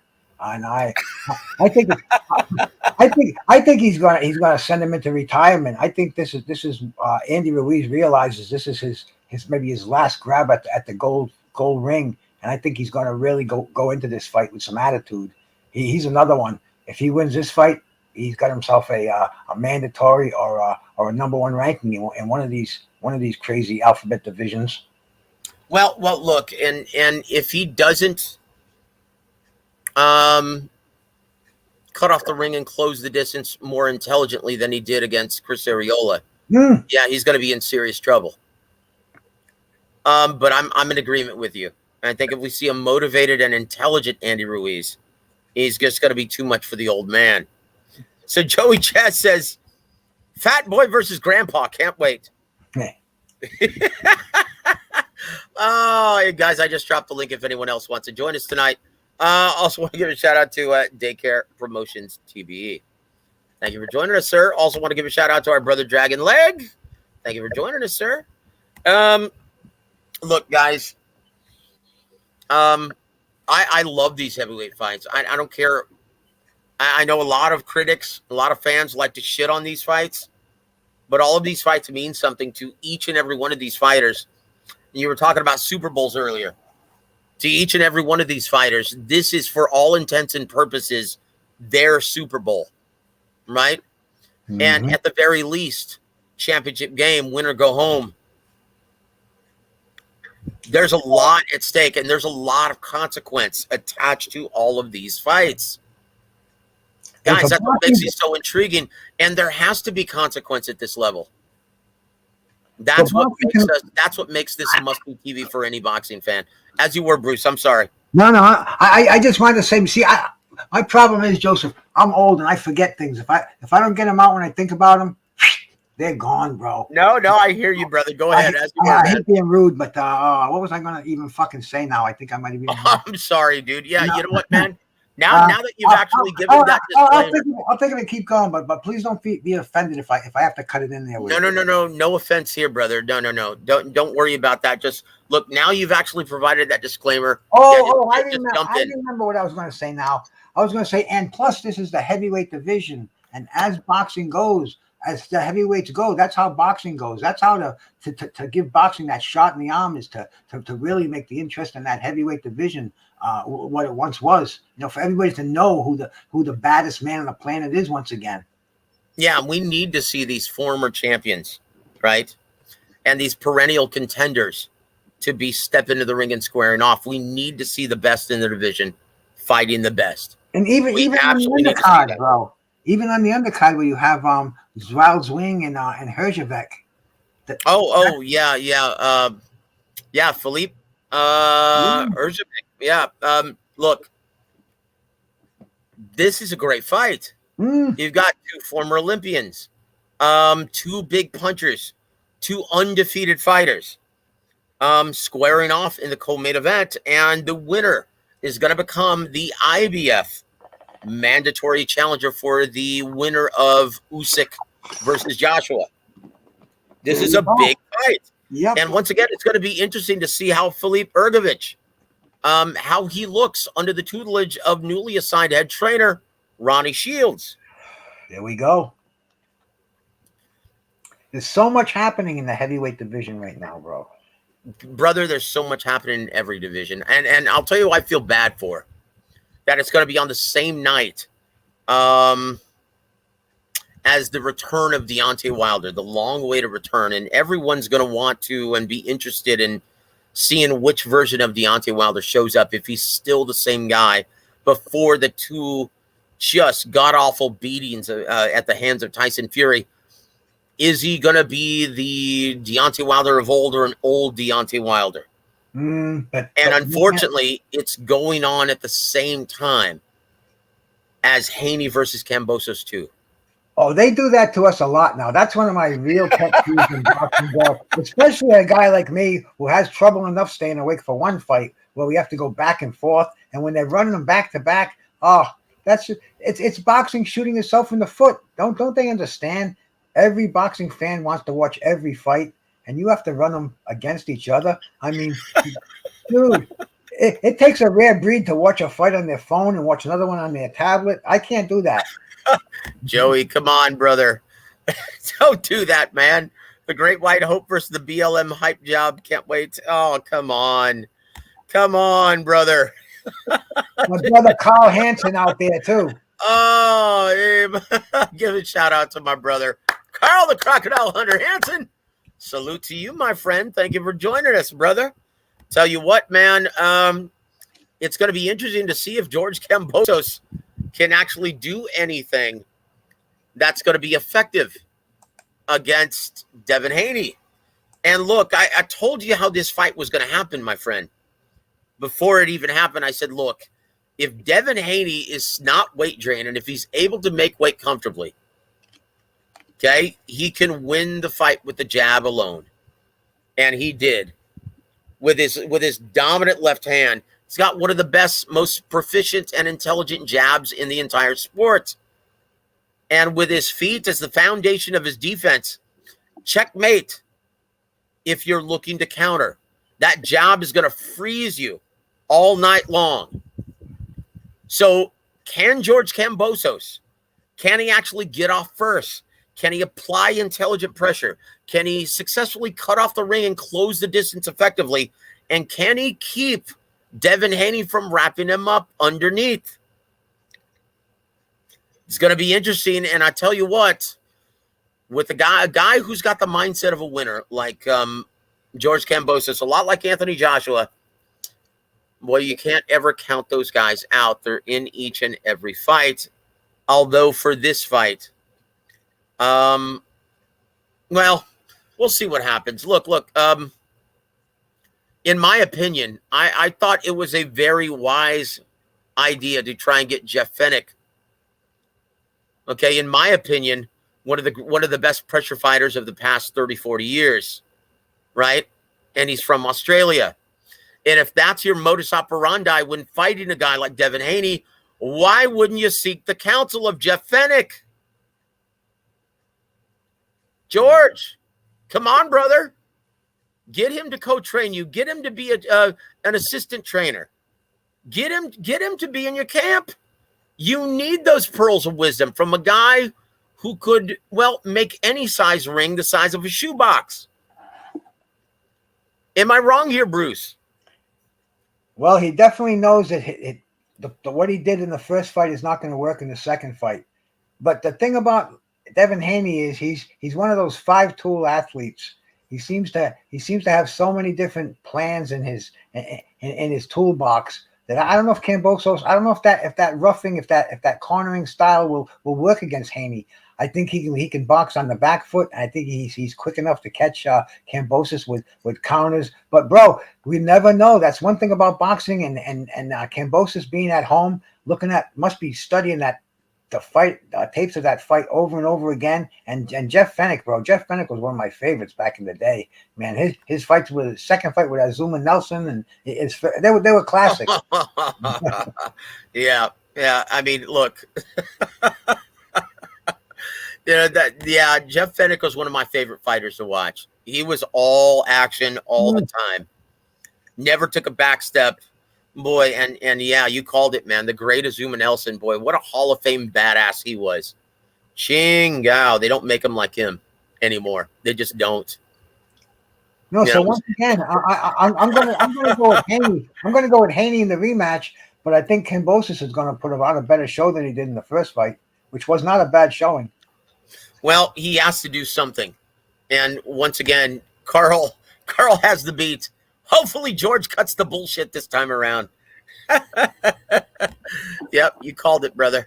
So I tell you what, it's going to be interesting. There are a lot of great fights coming up. And guys, we haven't even mentioned Canelo versus Triple G 3 coming up on September 17th. I'm going to be calling a fight here at the house that Bam Rodriguez built, the new Techport Arena in San Antonio. I'm going to be calling a fight card, TMB Promotions. And it's going to be streamed all over the world on Boxing TV, boxing.tv, right? But the following week, Canelo versus Triple G 3. Now, a lot of people are actually, they're looking at this saying, oh, this is going to be a cruise. Canelo's going to put this poor guy into retirement. Bruce, what say you, brother? Well, Triple G, you can see the signs of wear and tear in his body, just his physical features. You look at Triple G 5 years ago, and you look at him now, and he looks like he's 15 years older. He's lost a step, yeah. And who was the Japanese fight? Was that Murata? Yep. And he looked vulnerable against Murata, but then again, He is a great fighter, and he became the Triple G of old once again quickly. Well, and what a lot of critics of that performance aren't really taking into consideration is this is a guy who, well, at 39, he was. They kept postponing that fight due to COVID. He had to prepare for that fight 3 or 4 different times. I think it was 4 different training camps. They kept moving the date because of COVID, right? And so, yeah, you had a lot of ring rust. You saw signs of overtraining. Okay, preparing for this fight though, he's coming off of activity. This is his most active year, since the last Canelo fight. Okay, so I'm not expecting that same guy who had to shake off ring rust against Barada. And I'm not expecting the same guy who's been killing himself trying to make 160. Right? Mm-hmm. I'm not expecting that guy. Look, and if you see all the fighters all the fighters in the past who have given Canelo problems in the ring, they've all had this one attribute. They fight behind a very intelligent jab. Triple G has one of the best jabs in boxing. And he's also proven to be one of the most durable fighters in boxing. And those two, when they get together, I mean, I'm going to go out on a limb and say it's like a Frazier and Ali. They're just made for each other. Guys, it's Pacquiao, Juan Manuel Marquez. It's like Frazier, Ali. You're absolutely right. Could this be the thriller in Manila that we're going to get? You know what? I can't see this fight being less than another war. Mm-hmm. I think it's going to be a tremendous fight. And you know what, guys? I can't choose a winner at this time. I can't. And the thing about the thriller in Manila was there was a definite ending there. There was a winner after the trilogy that they had, and this could be that, a definitive ending. We could see it, and with Canelo too. That's another one. He's coming off a loss. He didn't look as sharp last time. I don't care what anybody says, a bigger fighter, this and that. He did not look as sharp as he did against Caleb Plant or against Billy Joe Saunders. So, man, this I think the styles are going to mesh. And once again, Joseph, I'm sorry. I'm excited for this fight, bro. This is they're giving us another nice fight. Yep. Mm-hmm. It's going to be an amazing fight, guys. And once again, this is going to be a tremendous fall. And guys, if we do indeed get the announcement of Spence versus Crawford, this is going to be one of the best years boxing fans have encountered in a very long time. Guys, this is a great time to be a fight fan. This is a great time to be a fight fan. Mm-hmm. We're seeing more championship unified and undisputed fights than we've ever seen in the 4-belt era. So once again, it's like you can be a critic and you can try to shit on boxing all you want, but if you truly love this sport, this is a great time to be a fight fan, guys. And one thing I will never understand, Bruce, is there are some fans that will wave the pom-poms and root for a certain platform over another, a certain promoter over another. And if you're a real boxing fan, that's nothing but nonsense, guys. You want to see the sport flourish wherever it lands, whatever TV dates, whatever network, whatever promoter it's in. You want to see it flourish. You want to see a great event. You want to see fans show up and appreciate the majesty of it. Yeah, promotional companies only now in this new this social media era are promotional companies bigger than the fighters themselves. I can start naming some huge fights, and only a boxing fan will say, "Oh yeah, Don King had that one, and Aram had that one." But normally that's not even a fraction of the equation. Now it's probably the big letters on the marquee, and then the fight is the small letters on the marquee. I mean, it's a different world, Joseph. And Joseph, I'm digging on it, man. You know, because I'm on the outside looking in, and it doesn't matter what they do. You know, it's not going to disturb me. I don't care who wins. I don't care who loses. I don't care anything about except about a good boxing match, the best fighting the best, and that's all I want to see, bro. And I love talking about it, getting on here with guys like you, doing my show, just being involved in boxing like this. And bro, to me, that this is the best time for boxing. You know, this is as good as it gets. Indeed, my friend, and likewise, brother. Joey Chaz strikes again. Carne Asada boy versus Big Drama Show boy. Can't wait.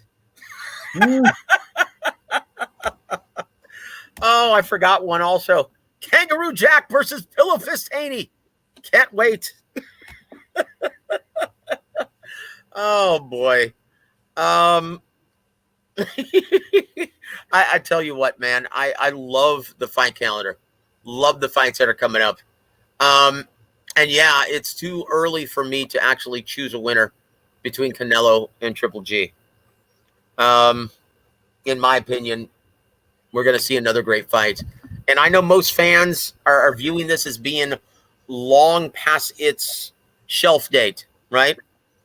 But I don't see it that way. I think we're going to see a great fight. And in my opinion, both of them fighting at 168 pounds at this juncture of both of their careers, I think it's going to be a tremendous fight. I think it's going to be an absolute war in which both men are indeed going to have their moments, as in the first two fights as well.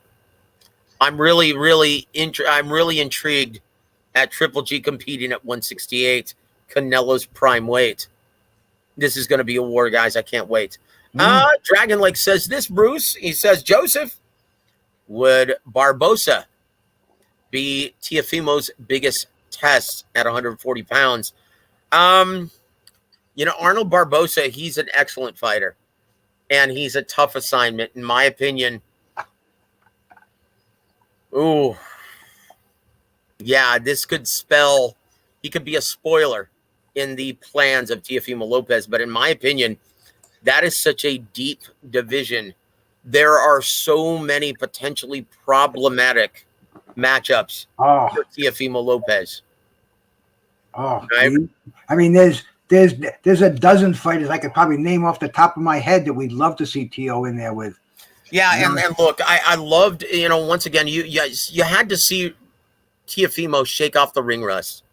You saw you saw him have timing issues early in that fight, but you saw also the athleticism, the skills, the hand speed, the power, just the brain of Teofimo Lopez. One thing I didn't like, though, he still is too in love with his offense. He's not as defensively responsible as he should be. With those kind of reflexes, with that kind of speed, he really shouldn't get touched up as much as he does statistically.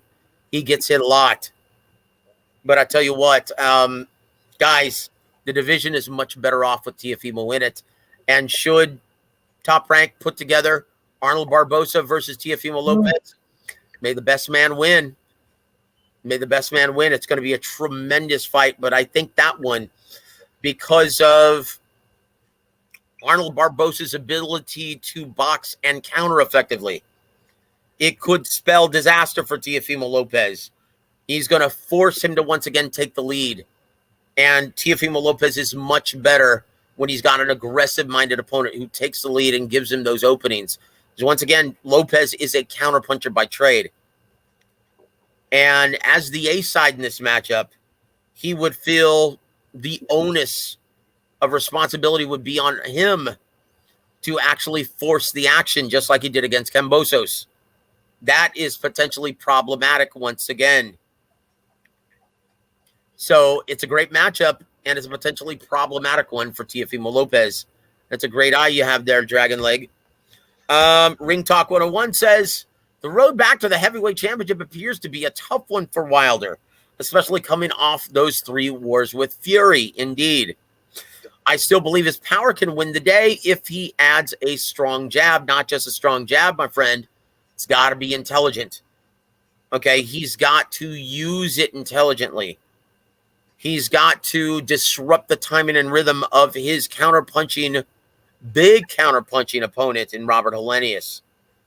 Let's just take it one step at a time, because he's got a big punching big man, a veteran, an experienced guy who understanding of timing and distance is impeccable.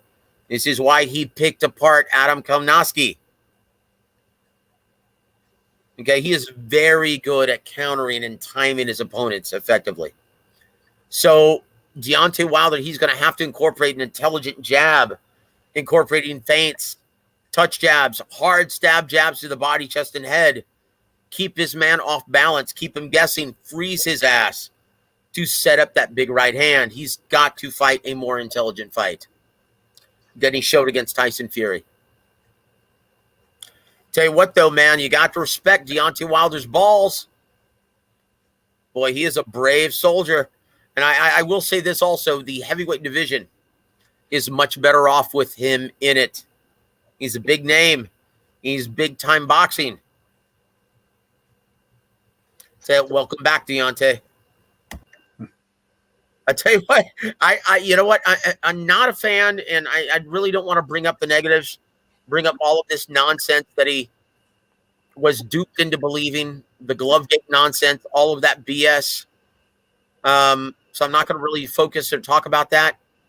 But aside from all of that nonsense and how poorly he handled that situation, and once again, Bruce, you understand this, fighters who are brimming with confidence and truly believe that they're a special athlete, and if they're undefeated the first time they lose, they can't seem to handle it, Bruce. Mm-hmm. And that's what we saw here with Deontay Wilder. This is a guy who truly believed that Tyson Fury could never knock him out. And the unthinkable actually happened, which is why he seemed to fall off the deep end when it came to trying to rationalize his first professional defeat. In his mind, it couldn't happen. It was unfathomable. Now, after dealing with reality and losing twice consecutively to Tyson Fury, will we see a different Deontay Wilder? Will we see a much wiser, much smarter, much more resourceful version under the tutelage of Malik Scott, who's a very good boxer, very smart guy. And in my opinion, he's going to be an excellent trainer in the years to come. Very intelligent, was always a very crafty boxer when he was competing, right? What, you from Pennsylvania, Bruce? Malik Scott, I don't know. Yep. I think he was from Pennsylvania. But he was always a very smart guy, so it was a natural transition, in my opinion, him becoming a very good trainer. And in my opinion, if Deontay Wilder listens and learns from Malik Scott, yeah, he should do well. But once again, we pose that question, is he going to, after getting face planted in his most recent outing, does he have the same durability, Bruce? I'm going to say that he probably does have the same durability because he showed that when he gets hit by a legit heavyweight, he does get hurt. I mean, I don't think there's a heavyweight on the face of the earth that doesn't. But fighting again, I think he's a power puncher, and he has that devastating right hand. I think what he has to do is develop that left, learn to hook off the jab where he can start hurting you with that left hand. And before you know it, then you can drop that right hand in, or maybe you won't even have to, because if he can develop if he's got that right hand, and I've heard from people who sat at ringside, and they said that sounds like somebody taking a baseball bat and smashing a watermelon. He hits so hard. Yeah, Manuel Stewart once told me that. Yeah, he's going to be a special fighter. And this is back before he passed away when I used to work with him. And he said, look, he actually working the mitts with this guy. He actually cracks harder than Vladimir Klitschko. He's just a natural. And Vladimir Klitschko, even when he worked very short amount of time with Freddie Roach even said Vladimir Klitschko punched harder than Tyson Fury on the mitts. They say Tank Davis has a harder PSI than Deontay Wilder when they did that. Persuade. Oh yeah, when you're talking about yeah. Well, you know what? Once again, that's a different conversation. But Gervonta Davis is a special fighter. I just cannot stand, and I understand it, guys. You know, working with promoters, I understand why Mayweather Promotions and PBC are doing this, why they're actually handling Gervonta Davis's career this way. Promotions 101, guys, protect your ticket sellers. And that's exactly what course of action they're taking. I don't like it, though. And honestly, I think Gervonta Davis is proficient enough where you can take the training wheels off of him.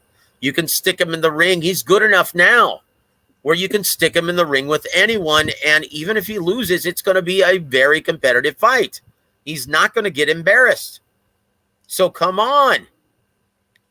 Well, they had the time when they were speaking of the four kings, when they had Tank and Lomo and Haney and Lopez, and they could have fought each other. And even after when they did start clearing up a little bit, Tank could have made the move. He could have challenged any of those guys.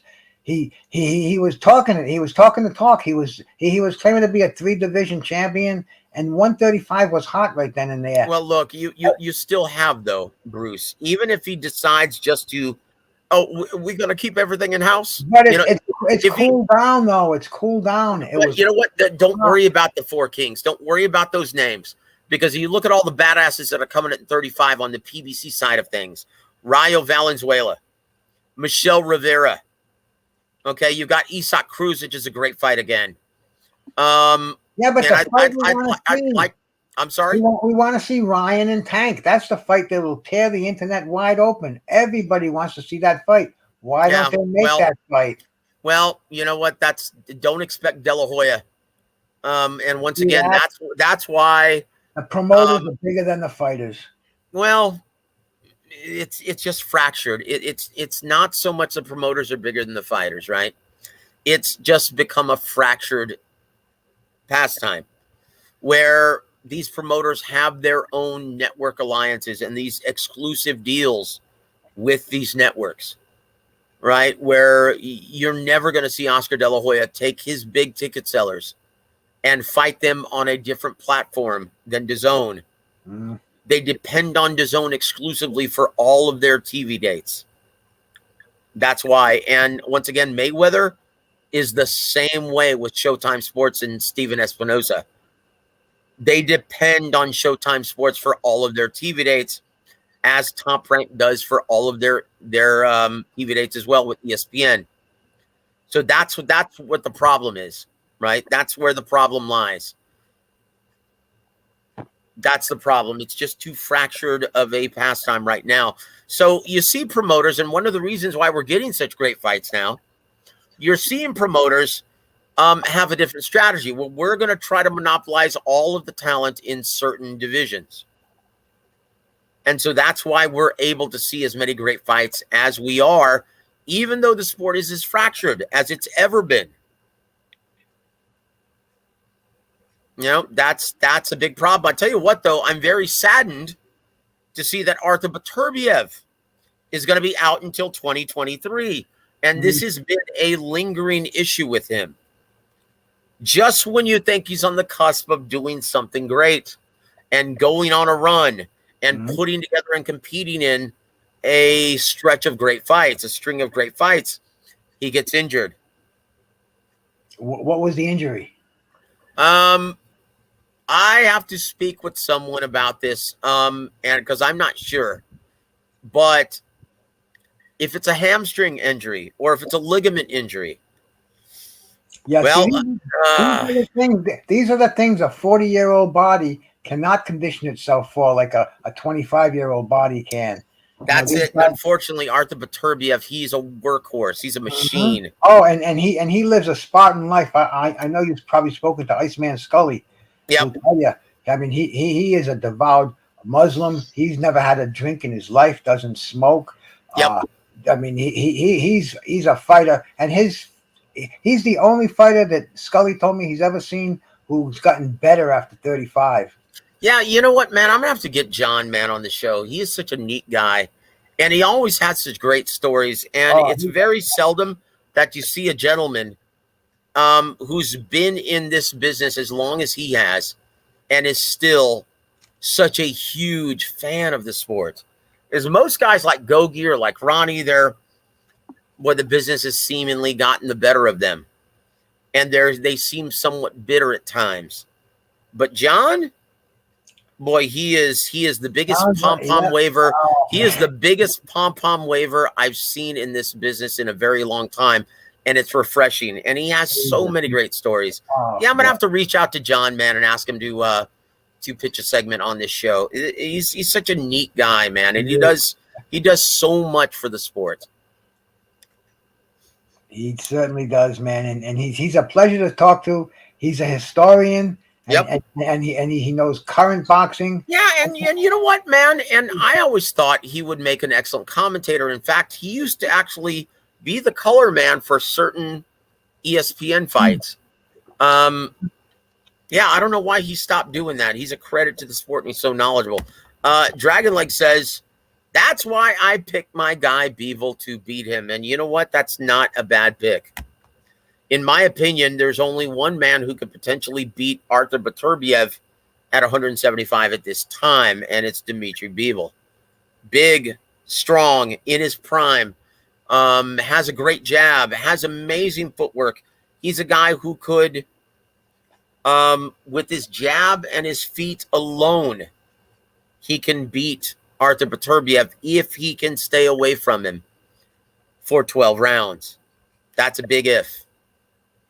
And he's going to have to get his respect. He's going to have to hurt him. And in my opinion, he's got the size and the power to do both of those things. And as soon as Beterbiev finds range, boy, he's going to have to wrap him up like an octopus. I don't like that strategy, but he's going to have to. Because if you don't wrap up Artur Beterbiev underneath, boy, he's going to make you pay for it as soon as he finds range. Just ask Marcus Brown. So strong and an awesome inside fighter. It's even when he's tied up, he's still throwing shots to the liver. He tucks in those. He's so hard to wrap up. He tucks in his elbows and he continues to work to the body and head, throwing creative combinations. He is a brilliant fighter, in my opinion. I have no idea why so many fans and writers exclude him from their pound-for-pound lists. Beyond it's me. Shocking to me. Shocking. I mean, like 19-0 with 19 knockouts, Bruce? The only thing they might try away from is the small number of fights for the age that he's at. But I mean, 100% knockout ratio. You don't get any better than that. And then the names.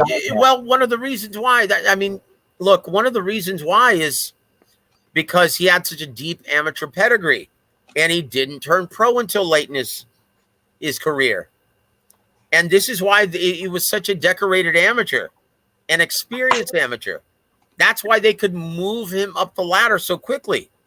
He won his first major world title in his 9th pro bout, is it? He's another Lomachenko and another Usyk. They have that same blood running through their veins. Yeah, look, you can't. That deep amateur background, it prepares you for everything that you're going to see as a professional. This is why you can move them up the pecking order so quickly. And you don't need that 4, 6, 8 round stage to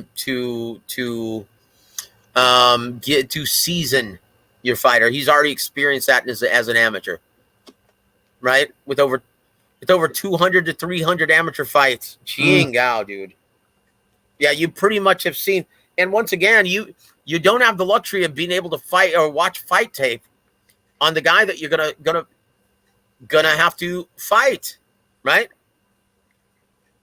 In the amateurs, yeah, you see who's in the bracket. You've got a day.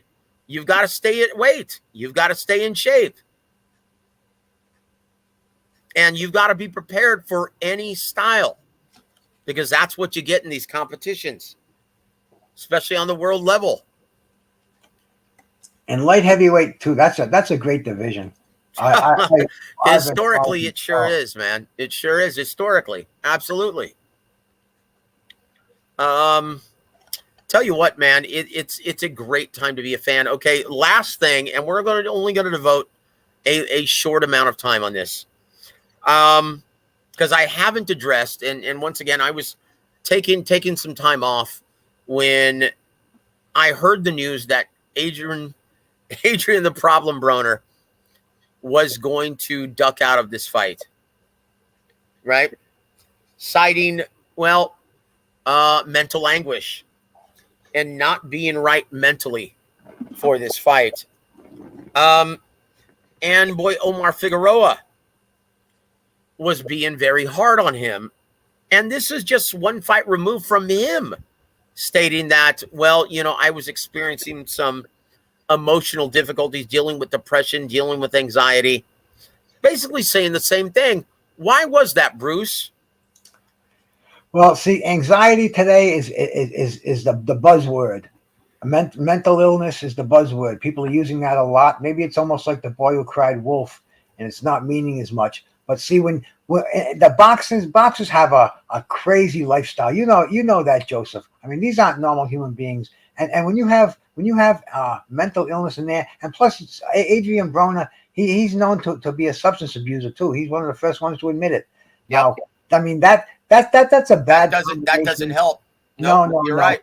And I can't be judgmental in that situation because I mean we've all seen people who've had mental episodes. And it's just such a touchy thing, but I think it might be overused right now. I think because it's such a hot word, I think it's going to be dropped around within the next several months or so until it's going to come to the point where you're going to have to prove it. It's not good enough because we don't recognize that like a broken arm.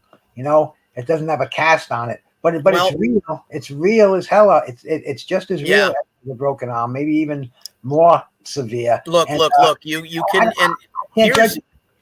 I'm sorry. Go ahead, Bruce. My apologies, sir. I was going to say I can't kick Adrien Broner when he's down because I can't judge it. I'm not in his shoes. I mean, he knows that this could possibly make or break his career. What he's doing, he's got to know that. His advisors have to know that. He may not get another chance with Showtime or any other major outlet after pulling out like this. But man, mental illness, it is what it is. And I don't know, man. It's all I can say is I hope he gets right, and I hope because he's not a young chicken either, bro. He's another one. There's no more comebacks, man. This is a crazy thing, and I hope he gets better. I hope he snaps out of it or whatever it is, But it's look. This is why so many people are being so critical, and I've read some things where some fans are trying to make this a race issue, which is absolute dog shit. And that's just lazy journalism. Mm-hmm.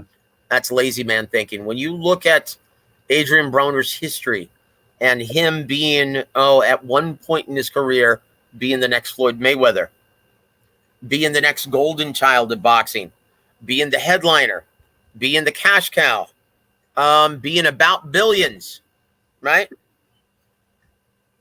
Well, this is a guy who now has trouble selling tickets, has trouble getting media attention. And he's seen that kind of treatment in this fight. This was a fight that no one really wanted to see.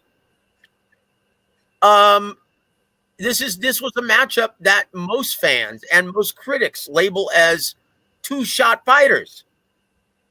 In fact, they had trouble finding a date for Adrien Broner. He said, okay, I'm not getting shit from Steven Espinosa or Al Heyman. I'm going to have to go earn with Hearn. And he demanded too much money. They weren't interested in working with him. This was a real blow to his ego. Guys, at this time, I'd like to welcome my brother, Tony Manzano, on the show. Tony, how are you doing, Anthony? Hola, mi hermano. ¿Cómo tú estás? Muy bien, brother. Muy bien. I tell you what, man, this is a real problem, though.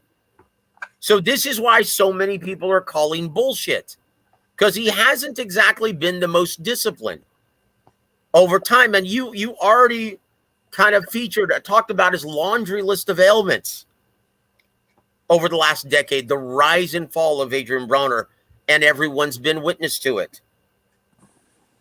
And I came to find that this fight was supposed to be at 140 pounds. When is the last time that either Omar Figueroa or Adrien Broner were able to make 140 pounds? 12 years ago. In my opinion, this is just my opinion, he's taking the politically correct alibi and using it at his advantage, using it as an escape route. And it's in very bad taste because you're right, Bruce.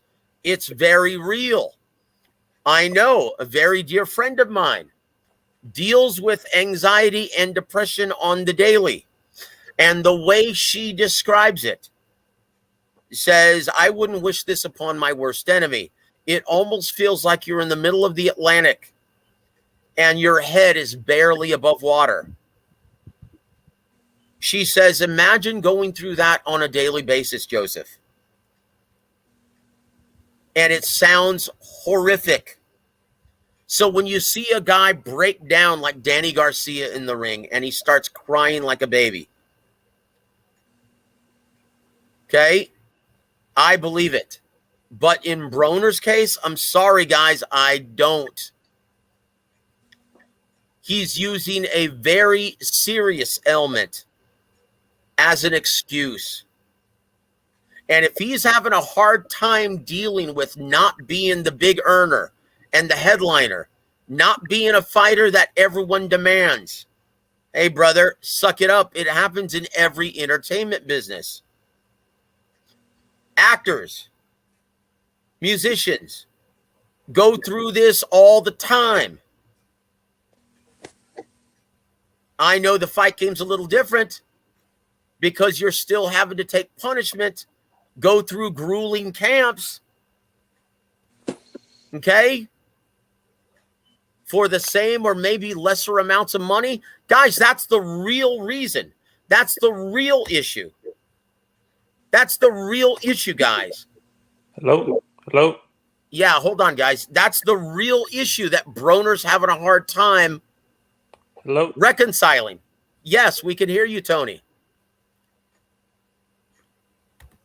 I guess he couldn't hear anything. Frank, welcome to the program, sir. What's up, Joe? How you doing, my brother? I'm good. How about you? Well, I tell you what, I'm just on a roll right now, going off on AB. How do you like that? I know. I hear it. I love it. You know, I tell you what, guys, and once again, in my opinion, and I've spent enough time with Mike Stafford to understand that this guy is having a hard time reconciling the fact that he is a has-been. Okay, but hey, brother, you're not alone, and you're not the first fighter to ever have to deal with this. And he's using a very serious ailment as an excuse. And Issy W.A.W has the beat. Adrien Broner is confusing mental health with accountability and responsibility. Yes, indeed. That's it, guys. And the only reason why Al Heyman and Stephen Espino are even humoring him at this time, giving this has-been, this shot fighter, a date when he's not a ticket seller and he's not worth the money any longer. The only reason why he's gotten this assignment, and Coach Gogi wasn't supposed to say this, but he let the cat out of the bag. If you listen to last night's show, he said it's because he owes Al Heyman money. That's the only reason why he's getting this date. And he's not even happy with that. He's not happy unless you're kissing his ass, unless it's the AB show. Brother, you haven't been that fighter for a very long time. Okay? Deal with it. I'm sorry, as you were, Anthony. Joseph, I'm going to use a comparison. I know pro wrestling is a show. Boxing is becoming like that. Oh, hey, bite your tongue, man. Bite your tongue. Pro wrestling is a real deal, man. Yeah, I'm sorry. Go ahead. Go ahead, Yeah, Anthony. but I would, I'll compare Adrien Broner to what happened with WCW in the mid 2000s when you're paying over the hill wrestlers that didn't deserve the amount of money that they did. That's I'm comparing them to like guys like Kevin Nash, Hulk Hogan, guys who didn't really deserve the money, and they forced the company to go out of business because they wanted to relive their glory days and stuff like that. That's what I compare Adrien Broner to. Oh, you know what, brother? You just stabbed me, man, right in my gut, brother. That's just terrible. I don't even want to hear that kind of talk. I was like silently covering my ears and going, la, la, la, la, la, I can't hear you. Because in my opinion, I loved the Monday Night Wrestling Wars back in the day, back in the late 90s. Back when WCW No, I'm talking about the early 2000s. The WCW was already in the trash by that time. Yeah, no, that's what I'm saying. Like that's who I compare Adrien Broner right now to. Guys like a Hogan, a Nash, a Scott Hall, guys who were over the hill already, getting boy, money they didn't deserve. You know what, brother? All right, we're gonna change the subject there, man, because that's just not right. You don't badmouth Hulk Hogan on my show, or Scott Hall, or Big Diesel, Kevin Nash. You don't do that, man. Frank and I were just having a wrestling discussion today on Twitter, and let me tell you, man, I love me some classic WWF, some classic WWE, some classic WCW. That's right. Oh, come on, for life. In fact, on last night's show with Gogi, our entrance music for last night's show was the old NWO theme. Right? Dude, so that's a terrible analogy that doesn't even apply to Adrien Broner, because at least those guys, and I understand what you're saying, at least those guys though were still big ticket sellers. I don't want to beat a dead horse. Arenas. Yeah, Joe, I don't want to beat a dead horse with the Adrien Broner thing, but to me it's just this the new fast. It's even gotten worse. Hero worship. It's a sickness. We worship these guys. And I think that's where it starts. Did I talk to you about this? Like, I stopped worshiping athletes at a very young age. Yeah, and you know what? They all, for all intents and purposes, they are human. Our children's biggest role models outside of their own parents, right? Right. And so I understand that. Yeah, and Adrien Broner, he's having a very hard time dealing with that. And look. Just to give you some background information, AB in real life is not like he is. There's the thug AB and there's the great guy AB, right? The persona. There's a persona AB, and then there's the real Adrien Broner. Like, behind closed doors, he's a very kind, generous guy. Right? When he's not around his posse. Like, I'll never forget at the TMB gym when he was preparing for his Maidana fight in San Antonio, Texas, right? He spent all week at my brother's gym, Rick Morones Jr. in San Antonio, and it was in the wintertime. And he wanted to train at night, and it was freezing in that gym. So he bought Rick Morones space heaters for his gym, and he was happy to donate those to his gym. That's what a kind, generous guy Adrien Broner can be at times. In fact, most of the times when he's not trying to be AB, right? He's actually a genuinely good guy. Why do you think some of these boxers, Joseph and Frank and Bruce, can you guys answer this for me? Why does it seem like some of these boxers get so sucked up into their persona that we see them as that persona instead of the actual person that they are and stuff like that? Why is it that a guy like AB, like you said, he's a genuine nice guy, but do you think it's because the cameras he's getting the cameras pushed into his face and he gets sucked into that persona so much that he got comfortable in it? Yep, because I tell you what, Mike Stafford did a hell of a job being a second father to him, raising him, taking him to amateur tournaments. And man, he showed so much promise when he was a young fighter. And unfortunately, he just took that turn for the worst, letting these idiots who surrounded him fill his head full of a bunch of bullshit.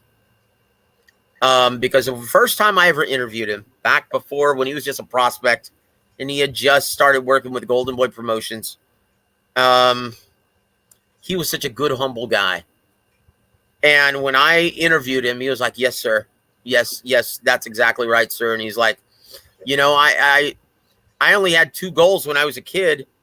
I wanted to have Fruity Pebbles on the table, and I wanted to have a pair of Air Jordans.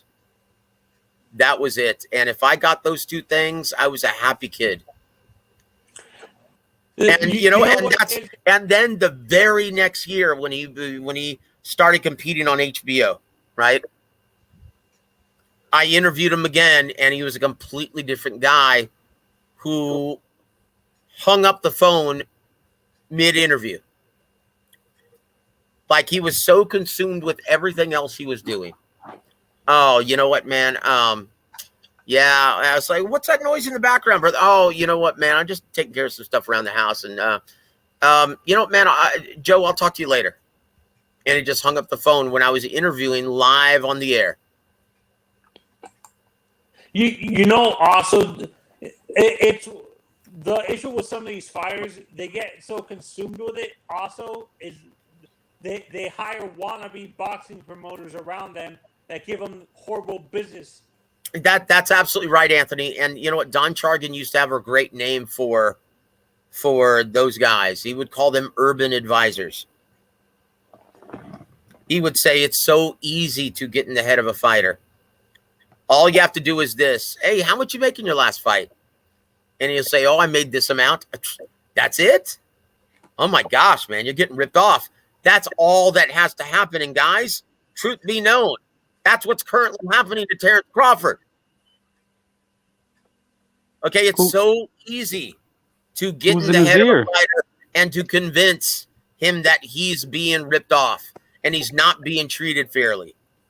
It's so easy to do that. Okay, and these guys, all they want to do is focus on getting the best of themselves in the gym and in the ring. They don't want to have to deal with the business side of things. That's why they hire managers, advisors, promoters. They don't want to have to deal with that shit. Unfortunately, though, it's their business. They should be more knowledgeable of the business. Okay, and unfortunately, Adrien Broner is having such a hard... we were just talking about with Deontay Wilder not being able to reconcile the fact that someone whooped his ass fairly. Well, Adrien Broner is having a huge, very hard time reconciling the fact that no one gives a shit about him anymore. Mm-hmm. Hey, Joe. That's it. And look, I'll say this. He can't stand staying in the gym, man. Who has a 6-month training camp, right? And he's gotten to the point where genetically he cannot make that his desired weight any longer. He's turning into a shot fighter, a middle-aged fighter. This is a young man's sport, in my opinion. And in Adrien Broner's head, and he's coming to grips with this. He's been forced to come to grips with this. Whatever he was going to do in this sport, he's already done it. He's like that 55-year-old woman who's still in her mind. I was just going to say that. Thinks she's that hot 21-year-old who can go into any bar and all these guys are going to look at her. The faded debutante. Yep, that's what Adrien Broner is, and he's having a hard time dealing with it. And I'm sorry, Adrien. Okay, brother, I'm sorry, man. You were damn lucky to get this date, and chances are you're not going to get another one because you've proven over time to be a colossal pain in the ass that no one wants to work with anymore. His antics, you know, it was fun and games until it's not. So Joseph, I want to move on from this AB thing. I was talking to another platform about this, and this is specifically about Oscar. And I was saying, me and this person were talking about like besides what you always say, that Oscar only works 3 days a week and stuff like that. Also, what affected Oscar also is that he was putting all his eggs in one basket with Canelo, that he didn't bring other quality veterans to mentor guys like Virgil, Munguia, and Ryan, to groom them to be the face of that promotion. That's the other issue. Do you agree? No. Look, man, to understand what Oscar's been having to deal with, and this is one of the reasons why he is going to sell Golden Boy Promotions. Okay? Boy, he's had a lot to deal with. And you have to go all the way back when they had a working relationship, when Richard Schaefer was the CEO, and they had a working relationship with Al Heyman. They did a brilliant job cultivating and nurturing Canelo Alvarez to become that superstar. I mean, that's one. They did such a brilliant job of cultivating that guy and nurturing his star power. That's something that promoters are going to look back on and say, that's the way you do it. Okay? And all of a sudden, Richard Schaefer sabotages the company because Oscar De La Hoya is such a flake. Right? And he was letting Al Heyman put his fighters, all of his clients, on their TV dates and not signing them, not insisting that they sign a contract, a long-term multi-fight deal with any of these guys. He was basically letting Heyman's entire client list fight and make money and get this, use the matchmakers at Golden Boy Promotions, which included my mentor, Don Chargan, Eric Gomez, Roberto Diaz, let them actually season all of their fighters. Guys like Danny Garcia, guys like Deontay Wilder, guys like Lamont Peterson, guys like Amir Khan, guys like Keith Thurman. None of them were signed under Golden Boy contract. So what happened? Al Heyman just took and gutted the entire Golden Boy roster and left Golden Boy for dead. And the only superstar that they had was Canelo Alvarez under contract. And with that one fighter, they rebuilt their entire stable. Now that they have, I guess, around 80 fighters. So from 2015 to now, that's what they've had to work with. Geez, I've never heard anybody talk about this before. I mean, I hear about the PDC and the zone stuff. Brother, I was there. I was doing publicist work for Golden Boy. I mean, you're the only one that's like talking about it, which I'm glad to hear, because I've literally never heard anybody talk about this. Because I remember Richard Schaefer was big Golden Boy. Mm-hmm. Yeah, and let me tell you, Joe, Richard Schaefer and Al Heyman left Golden Boy for dead. And is this why people... you know what, Bruce? Thank you so much for being on the show, sir. Thank you for all of the stimulating conversation, my friend. And guys, if you haven't already subscribed to Bruce's channel, please go do this at this time. It was a pleasure, Bruce. Thank you so much for visiting. Sorry, Anthony, as you were, sir. This is Alan's question. Do you think another mistake Oscar made is signing that major contract with the Zone, who doesn't have a lot of dates in America as well? No, he in fact, look, in my opinion, when you go back and look at the Canelo ordeal, right, when that first happened in right before COVID, right? Mm-hmm. When you look at that entire ordeal, in my opinion, Golden Boy didn't do anything wrong. Okay. Canelo, he wanted the superstar treatment. He wanted to get his ass kissed, and he wanted to be able to pick and choose all of his opponents. But look, when you're getting a guaranteed 30 $5 million per fight, okay, the network has to have a say. Okay, they want to make sure that you're not just going to be fighting the bum of the month club like Joe Louis, right? If you're going to get paid $35 million guaranteed, and this was the same problem that CBS Showtime had with giving Floyd Mayweather Jr. that 6-fight deal, making $32.6 million every fight. Said, hey, man, you got to give us something. You can't be fighting the Robert Guerreros and the Andre Bertos of the world for that kind of money. You're going to have to give us at least Canelo, and you're going to have to give us at least Manny Pacquiao. Otherwise, we're not going to be happy. DAZN wanted the same thing. DAZN was like, hey, we'll be more than happy to give you the Danny Jacobs of the world. But you got to give us that third fight with Triple G. Okay, yeah, you got to give us something. A 10-fight deal or something like 10. Was it 10 fights or 10 years? It was no. It was 11 fights scattered over 6 years. For 360 something. That's what I remember. Okay, yeah, it was an absurd amount of money. Right. And Canelo was pissed that he couldn't just pick and choose whomever he wanted to fight. Right? In my opinion, Golden Boy didn't do anything wrong. Okay, they have to. They don't have just a fiduciary responsibility to one single fighter.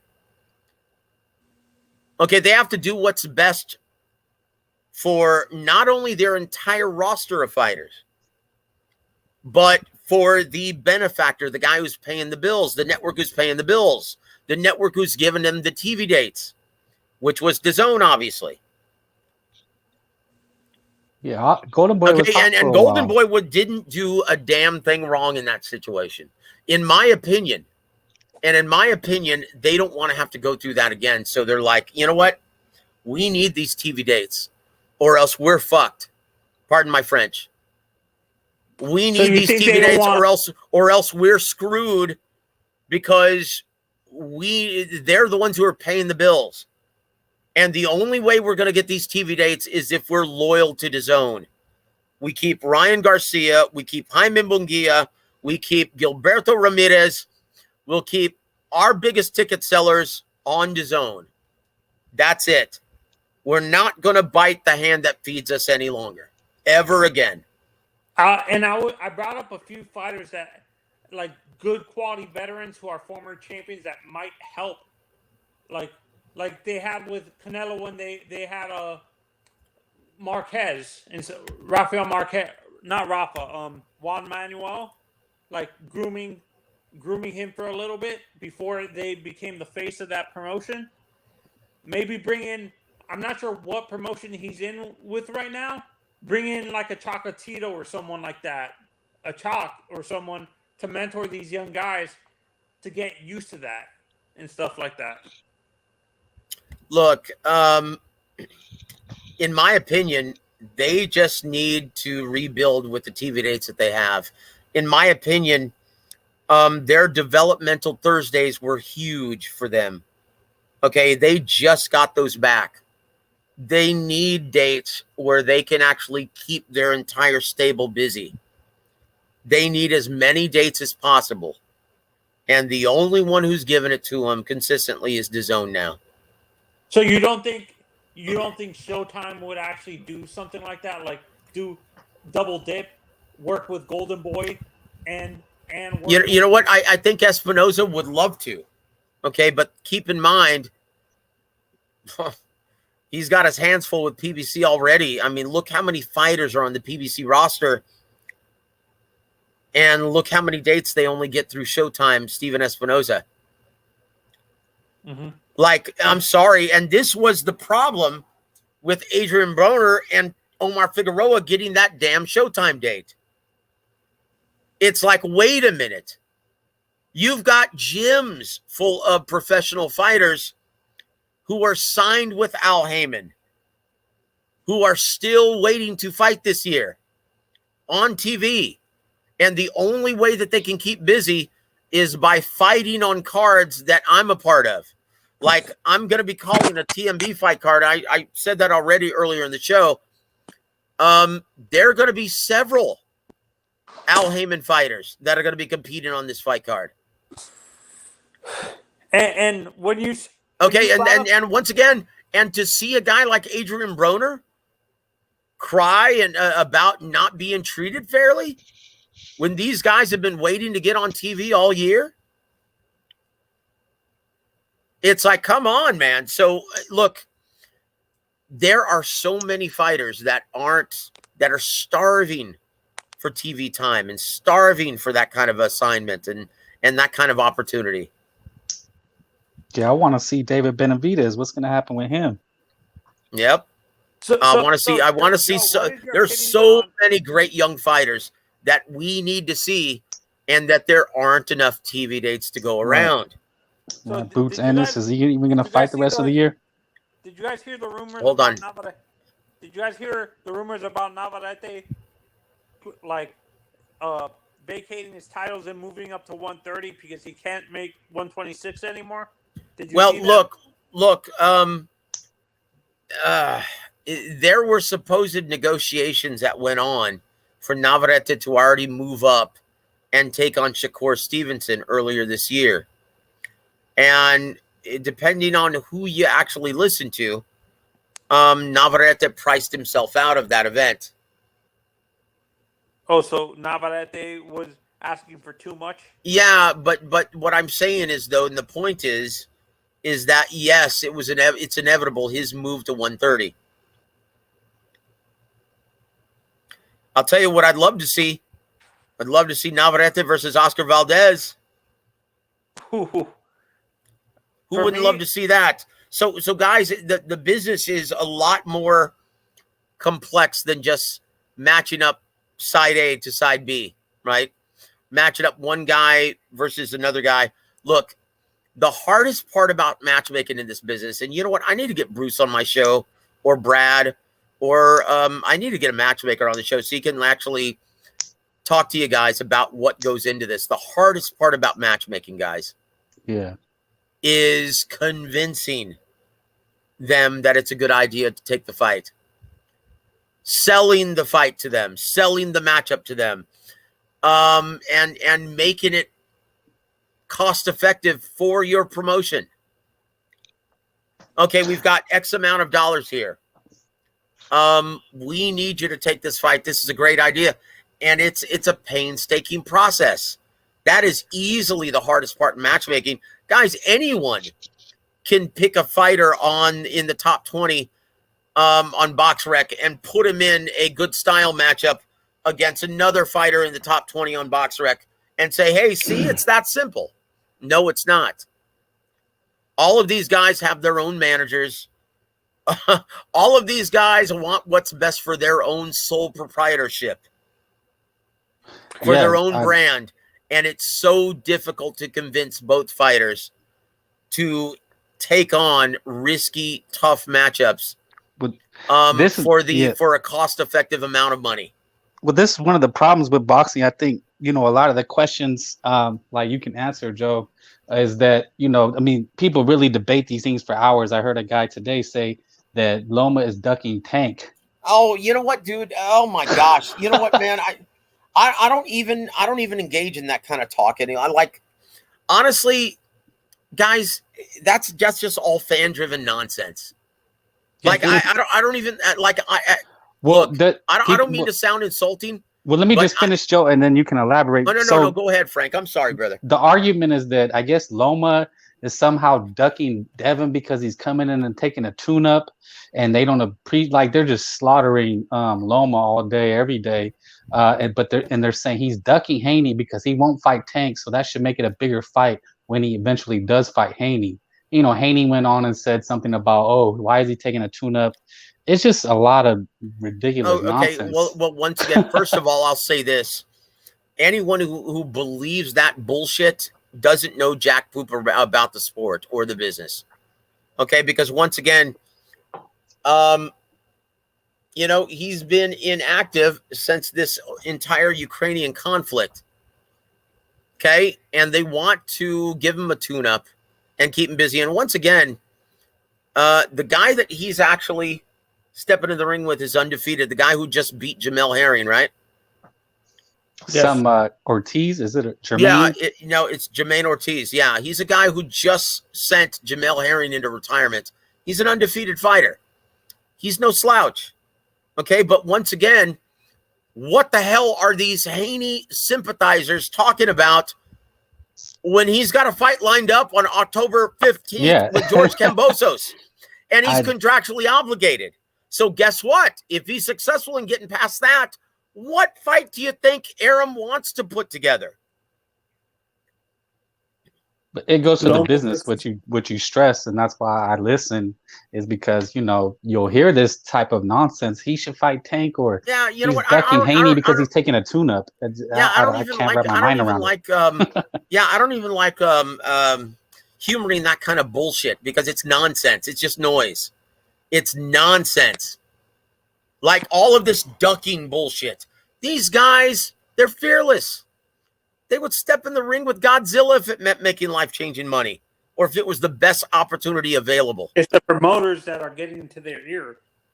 No, it's not. Look, the promoters want to put the best fights together. Okay, but it has to make monetary sense. Now, keep in mind, to give you guys a greater idea of what's going on, right?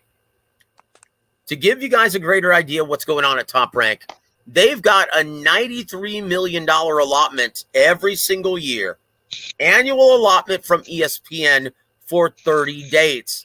So they have to budget each event to be able to fit in that $93 million allotment. That's what they have to deal with. And so when you have guys who want to make huge amounts of money, millions of dollars for tough matchups, and they're not big ticket sellers, and they're not big ratings draws, and they're not suitable for the pay-per-view platform, that's a problem. And that's what I see happening coming up when it's going to come time to put together Haney versus Lomachenko. If Haney believes he's worth $3 or $4 million to fight George Kambosos Jr., how much damn money do you think he's going to demand as the lineal lightweight champion to step in the ring with Vasyl Lomachenko? How much do you think he's going to expect then? A whole lot. He's gonna demand at least $5 or $6 million. And guess what? He's not a big ticket seller. That matchup is not a pay-per-view matchup. It's not worth that much. Lomachenko's going to demand between $2 and $3 million. Do you really think that that's a $10 million guaranteed purse for that main event? Now keep in mind, ESPN and Top Rank, they only have given them a $93 million allotment annually for 30 dates. And so if they have to pay out almost $10 million for that main event, then guess what? That's a guarantee that it's going to have to be put on the pay-per-view platform to generate some of that money back. With the stat card. Okay, so once again, it's going to flop miserably because that's not a damn pay-per-view event. Yeah, for me, at most, that Loma versus Haney fight, if I'm being generous, is maybe the max purse maybe between 6.5 to 8.5 million. Total. So, Joe, do you think there's a good chance of it not happening? Another situation? Yep. That's what I'm thinking. I can tell you already, it's going to be a problem because Haney, Bill, and Devin, are not living in reality right now. And once again, they said it. Oh, we had to take less than what we're used to making just to make this deal, just to get this opportunity. And they felt like they should have been applauded for it. What? For actually taking your realistic market value? This is a guy who only sold 4,000 tickets against Jojo Diaz in his hometown of Vegas. Yeah. Joe. Okay. So this is a guy who's going to be demanding And it doesn't matter if you're the lineal champion, because that's not what determines your market value. The real bosses of boxing determine your market value. Okay, Yeah, your ratings, your ticket sales, your pay-per-view sales, that's what determines your realistic market value. And if no one wants to pay to see you, guess what? You can't demand $5 million. I agree, Joe. Preaching to the choir here. I think fans and boxing, I think they want it both ways, because I'm gonna play devil's advocate here, Joe, just for the sake of argument. What they'll say is, well, why should you care about what a fighter gets and this and that? And what I counter with is, well, if you like the NFL, it does matter. There's only so much to go around, because that's what you're saying with like ESPN has to work with. That's it. But then they want Bud and Spence to just take whatever. Well, they should just make the fight. It's like people want it both ways. It boggles my mind. No, you're absolutely right. People want it both ways. Oh, I can't stand talking about the business of boxing. Mm-hmm. Yet you want to shit on a promoter and a network for not putting together the fight that you want to see. Exactly. Well, look, you wouldn't be crying about it if you actually understood the business of it. And this is one of the reasons why we consistently profess the business on this channel. So you have a greater understanding of what the fighters, promoters, and networks have to go through. And if you and to understand why certain fights are made and why they're not made. Because I can tell you right now, boy, Top Rank is going to be faced with a serious problem putting together Haney and Lomachenko. Yeah, I'm hearing it here first, just to let people know, because I haven't seen anybody say that. But I mean, I was already thinking it. I didn't say anything because they'll attack me. But so Joe and Frank, I want your honest opinion on this. And this is another thing we were talking about, like when it comes to like the promoter specifically, and two guys specifically, in Teo and Ryan. And we were saying it would have made more sense for a guy like Ryan, instead of going to Oscar, to go to Bob, and Teo to go to Oscar. Do you guys agree with that, or is that just bullshit? In your honest opinion, a bullshit like argument, a bullshit like point that people are making, that Teo would have been. Joe, do you understand? Oscar. I don't get it. Look, I don't really understand the question, but I will say this though, and this is and I'll just say this once, right? Publicly. I'll say this once publicly. This is why most YouTube fucking fanboys, quote unquote, content creators, and I don't get along. Most of them. Okay? Because most of them don't know shit about the business, have never been a part of this business, have never done anything in this business, but try to act like they're new media or actually legitimate members of the business, and they're not. They don't know shit about it. And when I actually am trying to be cool with them and I actually try to help them out and say, hey, this is what's going on, their egos can't handle it. And I'm like, wait a minute, dude. I'm telling you this because I'm trying to help you, because you seem completely misinformed. Okay? I'm trying to help. I'm like, dude, I'm telling you this for your own benefit, because I already know this shit. Okay, and this is a real problem. So look, if you want to know more, then fucking learn more. If you want to be a part of this business, then be a part of the fucking business. Go to the gyms. Get involved with these local fighters. You've got to start somewhere. Okay, and you don't just learn by just covering these fights by watching it on TV. You don't. You've got to be a part of the business. Get in touch with these managers. Find out what they do. Go to the gyms. Learn more about these fighters and these trainers. See, Joe, I kind of wish there was more like content creators like you that actually have experience in terms of with these top level promoters like a Bob, an Oscar, Al Heyman or whatever. That because you actually worked in the media aspect with that. You're doing the media portion with them, like not promoting, like doing the promotion and stuff like that, and you can actually explain. I kind of wish there was more people like that, but there isn't. Tony, Well, no. Here's the truth. And I'm sorry, Frank. Here's the truth. no, go ahead. Most people in the business, okay, they don't want to waste their fucking time with content creators. They don't want to waste their time because it's going to go right over their head. They understand that most content creators on YouTube, within the YouTube boxing community, are glorified fans with a camera and a mic. That's it.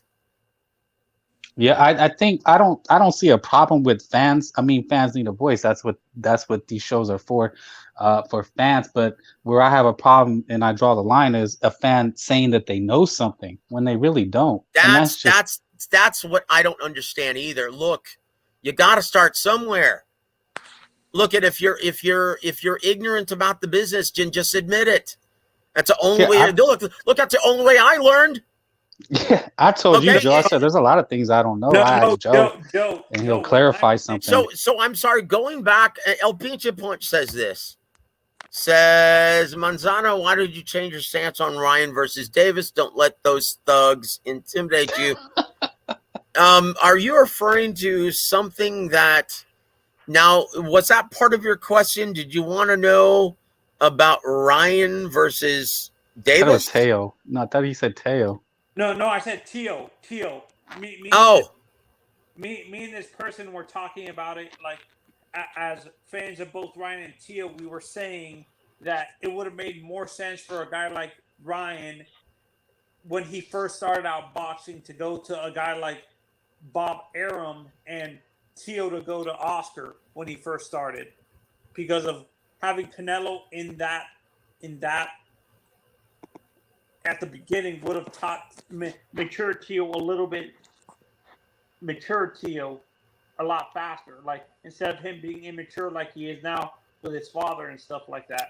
Look, man, that none of that would have made any difference, because look, when you sign with Top Rank, you're working with the very best matchmakers in the business. A Hall of Fame badass like Bruce Trampler and a soon-to-be Hall of Famer like Brad Goodman. No one is going to, and they've got that track record, that history of being able to cultivate talent through the 4, 6, and 8 round stages. Okay, they've got this huge history of doing it. Yeah. Why do you think so much talent continues to sign with Top Rank? Because of the track record.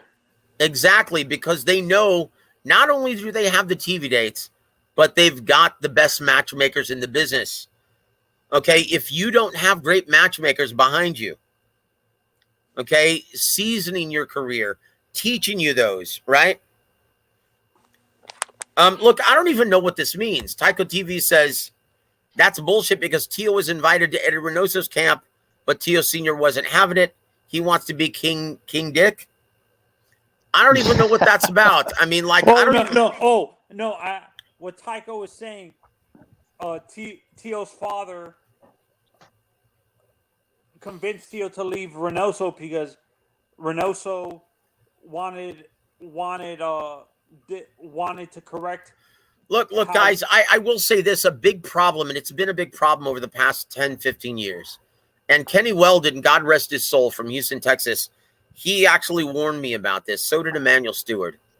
That these fathers, okay, they think they know everything. And they have this, mild success with their children, their sons. And unfortunately, they don't know how to advance their son to the next level and to hand over the reins to a more experienced trainer that can get them to the next level, right? Mm-hmm. And he warned me. So unfortunately, like, and I'll tell you the latest is, and honestly, I don't see, and I'll just be frank about this, I don't see Ronnie Shields really working with these guys. I know he was in his corner for his last fight, and I'm referring to Floyd Schofield, who just signed with Golden Way Promotions from Austin, Texas. Mm-hmm. And he's a blue chip prospect. He's undefeated. He's got amazing athleticism, amazing skill. But his dad is a huge pain in the ass. He's another Bill Haney. He's another Teofimo Sr. Like, he's gonna be a real problem. So, guys, Honestly, if I had to give you my honest professional opinion, I can't see Ronnie working with that kind of asshole. Like just like co-trainers. How many co-trainers has Devin Haney had since he's turned pro? Like 16? Exactly. Well, Okay, Joe, and you're going to continuously see this problem, as well as Virgil Ortiz. Okay, his dad's the same way. Well, that's what makes boxing unique. Is you would never see this in the NBA or Major League Baseball. They'd say, "Hey, get the hell out of here!" At the practice. Exactly. Like you saw Floyd Schofield there at the final press conference after Virgil Ortiz's fight, right? And who was sitting next to him? It wasn't Ronnie Shields. It was his fucking dad. And his dad was trying to answer the questions for his son. And I'm like, oh my gosh, this guy, no world-class trainer is going to want to work with this asshole. No, and you know what? That's the problem with Teofimo and Teofimo Sr. No one is going to want to work with this asshole. And I brought this up on other platforms, and people were offering me pushback like I was crazy.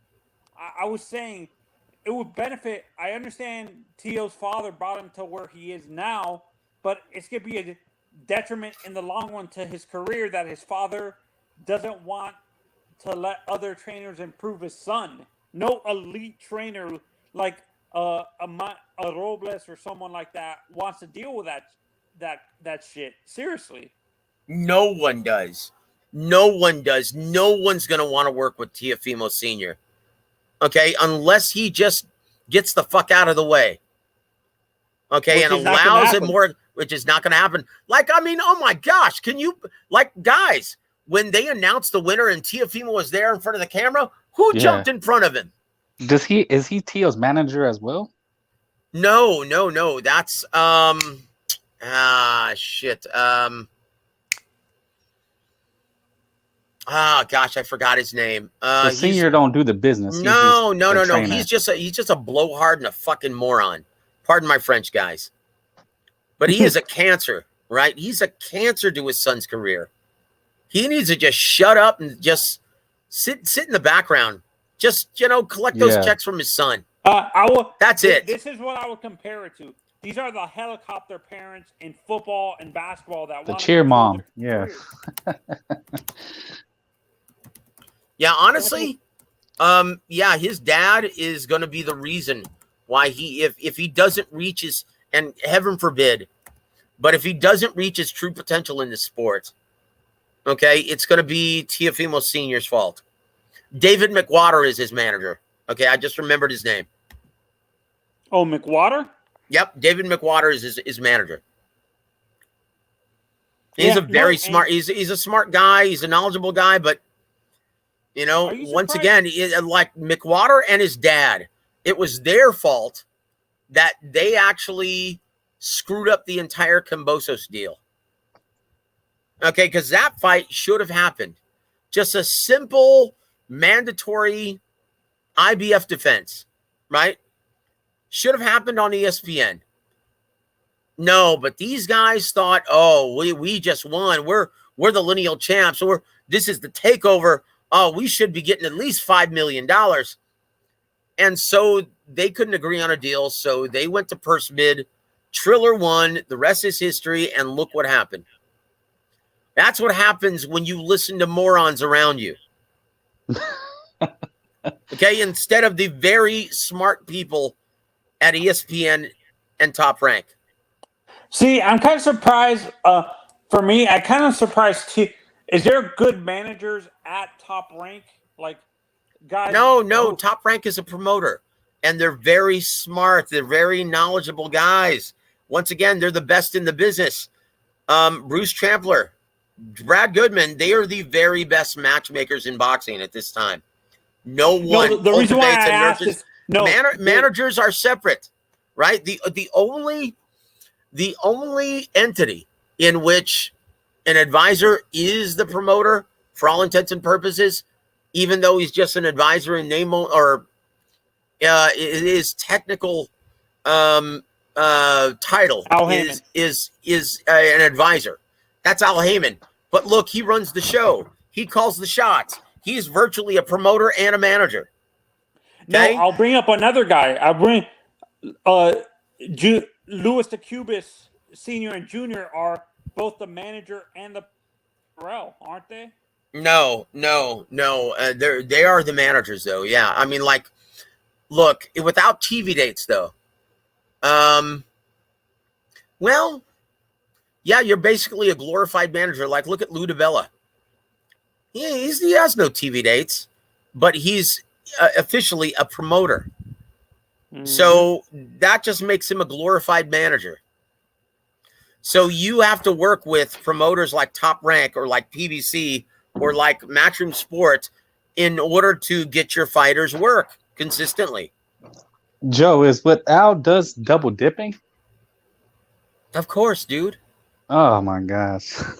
Okay, and once again, he is in breach of the Muhammad Ali Act, but because he's just an advisor, he can get away with it. Yeah, he can get away with it. And he uses puppet promoters like Tom Brown, like Warriors Boxing, like Yvonne Michelle, like Louis de Cubis. Yeah. I mean, Joe, you know what? Yeah. No, this is the only place I've ever heard people, speak like this. That, nobody else. The reality of the business? Yeah, exactly. Well, I'll tell you why. Because most of these quote content creators don't know shit about the business, and why? Because they've never been a part of it. They don't understand it. So this is all like Chinese arithmetic to these guys. It's like, why would Bud? I'm just speculating, but like, if why, Bud probably knows more, so he'd be like, I don't want you double dipping. Like, you're not gonna come do that to me. Tycho TV's right. He says you're not allowed to be a promoter and a manager in the sport of boxing. That's absolutely right. Technically, you're not allowed to. It's prohibited because you don't want anyone taking advantage of the fighters. It's all supposed to be, once again, the Muhammad Ali Boxing Reform Act. Okay, that was legislation passed in the late 90s, amended in the early 2000s. That's supposed to be for the benefit of the fighters, so no one takes advantage of them. Okay? It's supposed to be kosher, is what you're saying. And so getting past that, technically, Al Heyman's just an advisor, but he calls the shots. Okay, These guys, Tom Brown, they're just promoters in name only. Mm-hmm. PBC controls everything. I want to talk about the Usyk and AJ fight real quick, Joseph. Yeah, sure, man. What do you want to know? I want to ask you and Frank. I hope I'm not being harsh on AJ or something. I asked Gogi this question, but I never got your answer specifically. But I feel like AJ's confidence was shot after he got dominated the first fight by both Andy Ruiz and Usyk. And I don't know what it is. I don't think this style is gonna work for him with a guy like Robert Garcia, because that style really, to me, the heavyweight division has the past few years, specifically the past 10 years, have had a history of not having great gas tanks. They tire out after the first three or four rounds and stuff like at best the fifth round. Am I right, or am I getting my information? Yeah. Look, man. Like I stated earlier in the show, Alexander Usyk is every heavyweight's nightmare. He's a guy who is used to working like a light heavyweight. And he's got the size of a heavyweight, a small heavyweight now. And these guys who are still admittedly working on the job or learning on the job, like Anthony Joshua. And I really, he's got a lot of balls, man. Because Anthony Joshua is such a big earner. Okay, he completely defies the stereotype. He completely defies the rule of thumb in boxing promotions 101. Protect your ticket sellers. Guess what? He's fearless. He wants all the smoke, and he wants all of that money. He understands, hey man, even though I'm still learning on the job, I don't have that luxury. If I want to be the biggest earner in boxing, I consistently have to fight the damn best. I don't have any room for protecting. Like, I don't have any room for protection. So if I want to consistently make 40 rock, 50 rock, 60 rock for my fights, damn it, there are no easy assignments any longer. There are no tune-ups any longer, just like Canelo. He's in the same situation Canelo's in. But Canelo is a much more complete fighter than Anthony Joshua is. Mm-hmm. That's a huge predicament. So I tell you what, hats off to Anthony Joshua. You know what? He could have easily taken a tune-up after this and not jumped right into another tough, grueling fight with Alexander Usyk, and people would have understood. But now, oh boy, he's going to get it on Saturday. Yeah, I think Can you Coach, imagine I was listening. Oh, I was just going to answer what you said. I was listening to Coach Gogi. He, says a lot of things like Usyk slipping that jab. He's a great boxer. But, AJ had his moments. But I don't think you're wrong for disrespecting AJ. I mean, he did lose to Ruiz. But, like Joe says, he's got the heart of a champion. You can never underestimate a champion. Also, you brought up Usyk a few seconds ago. Do you think I understand why he added the weight he did? Because he felt the shots that AJ was hitting him with, but do you think that's going to affect his footwork in this fight? Because to me, what benefited Usyk in the last fight is he was lighter on his feet because he's 220, 215 or whatever. He's a lighter heavyweight. Look, he didn't use the entire ring like, say, a Yuri Foreman or an Erislandy Lara or even a Dimitri Bivol. Okay, there were most of the time when he fought Joshua, he was hovering around the pocket. Okay, he's just a better fighter. He's just a more experienced and intelligent fighter.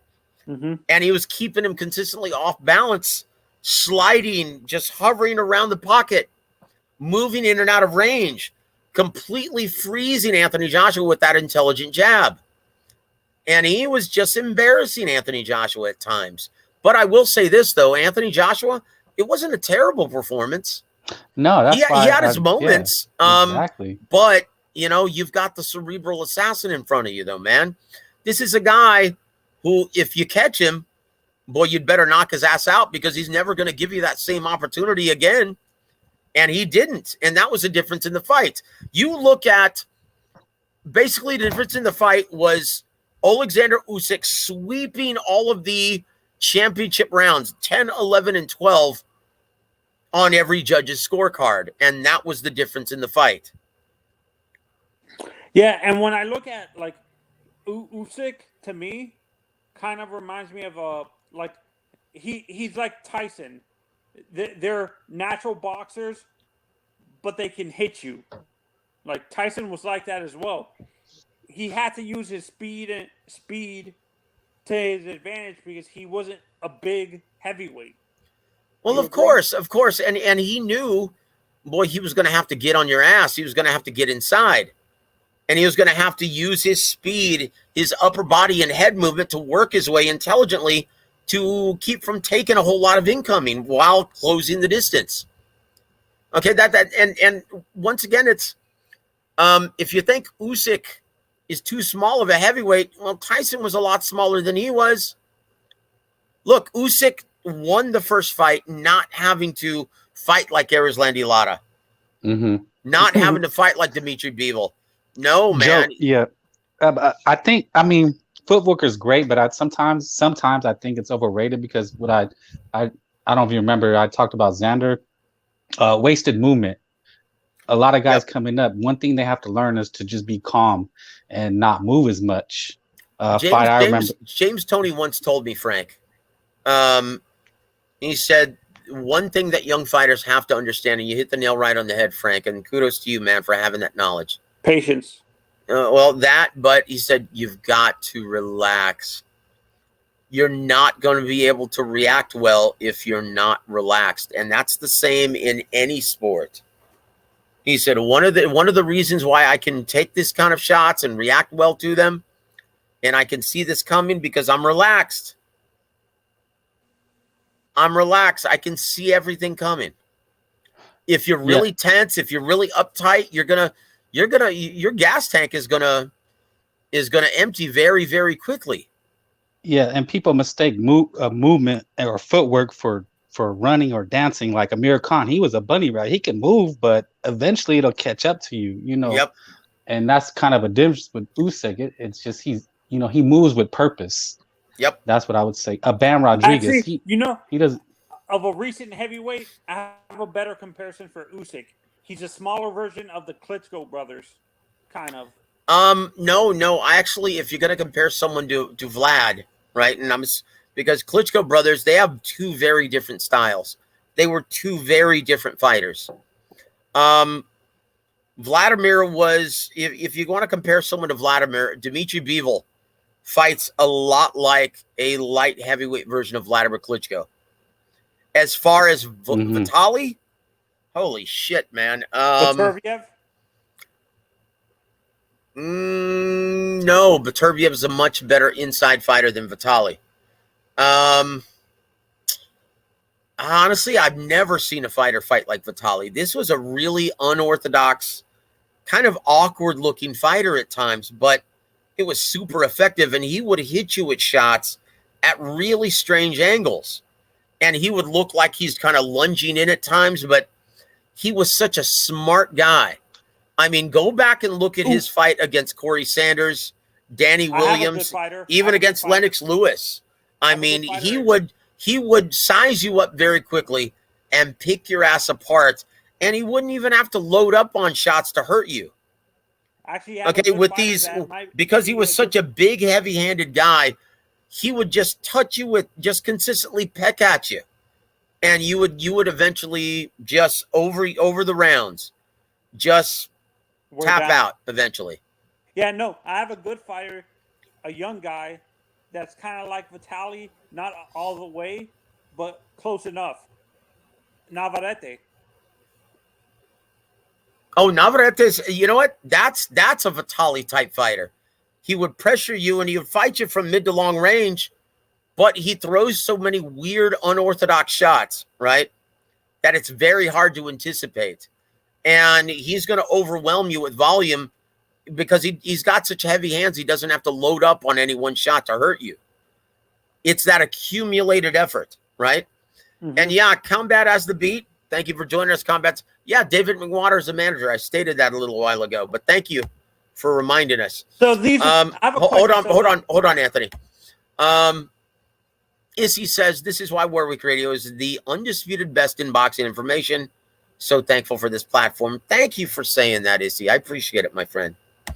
Also, Gus says, Joshua wants to be remembered in the history books. Guys, look, whether he wins or loses, Anthony Joshua is a credit to the sport.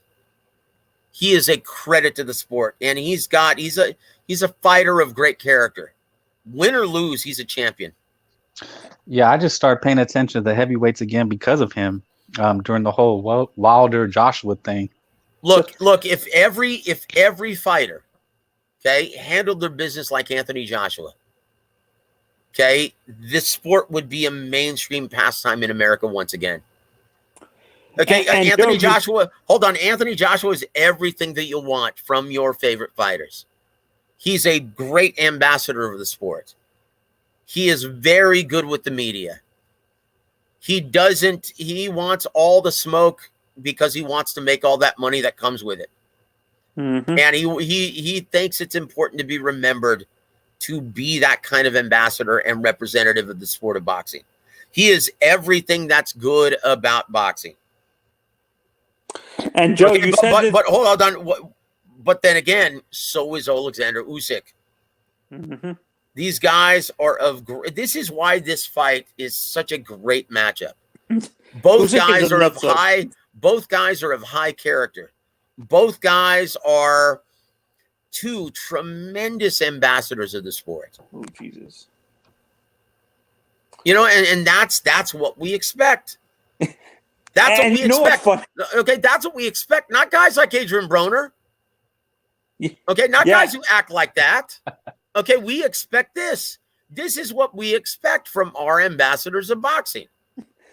I laugh every time I see Usyk take a shot of Joseph, because the guy's a nutso. No normal person takes a shot and just walks forward like it was nothing. Like, what person in their right mind does that? Like, Well, that look, guy is look, crazy. and Frank knows this. Look, anyone who steps in the ring and enjoys it, okay, yeah, you're a little touched in the head. Definitely. Like honestly, this is the most physically and mentally demanding sport in existence, and this is why we love it so much.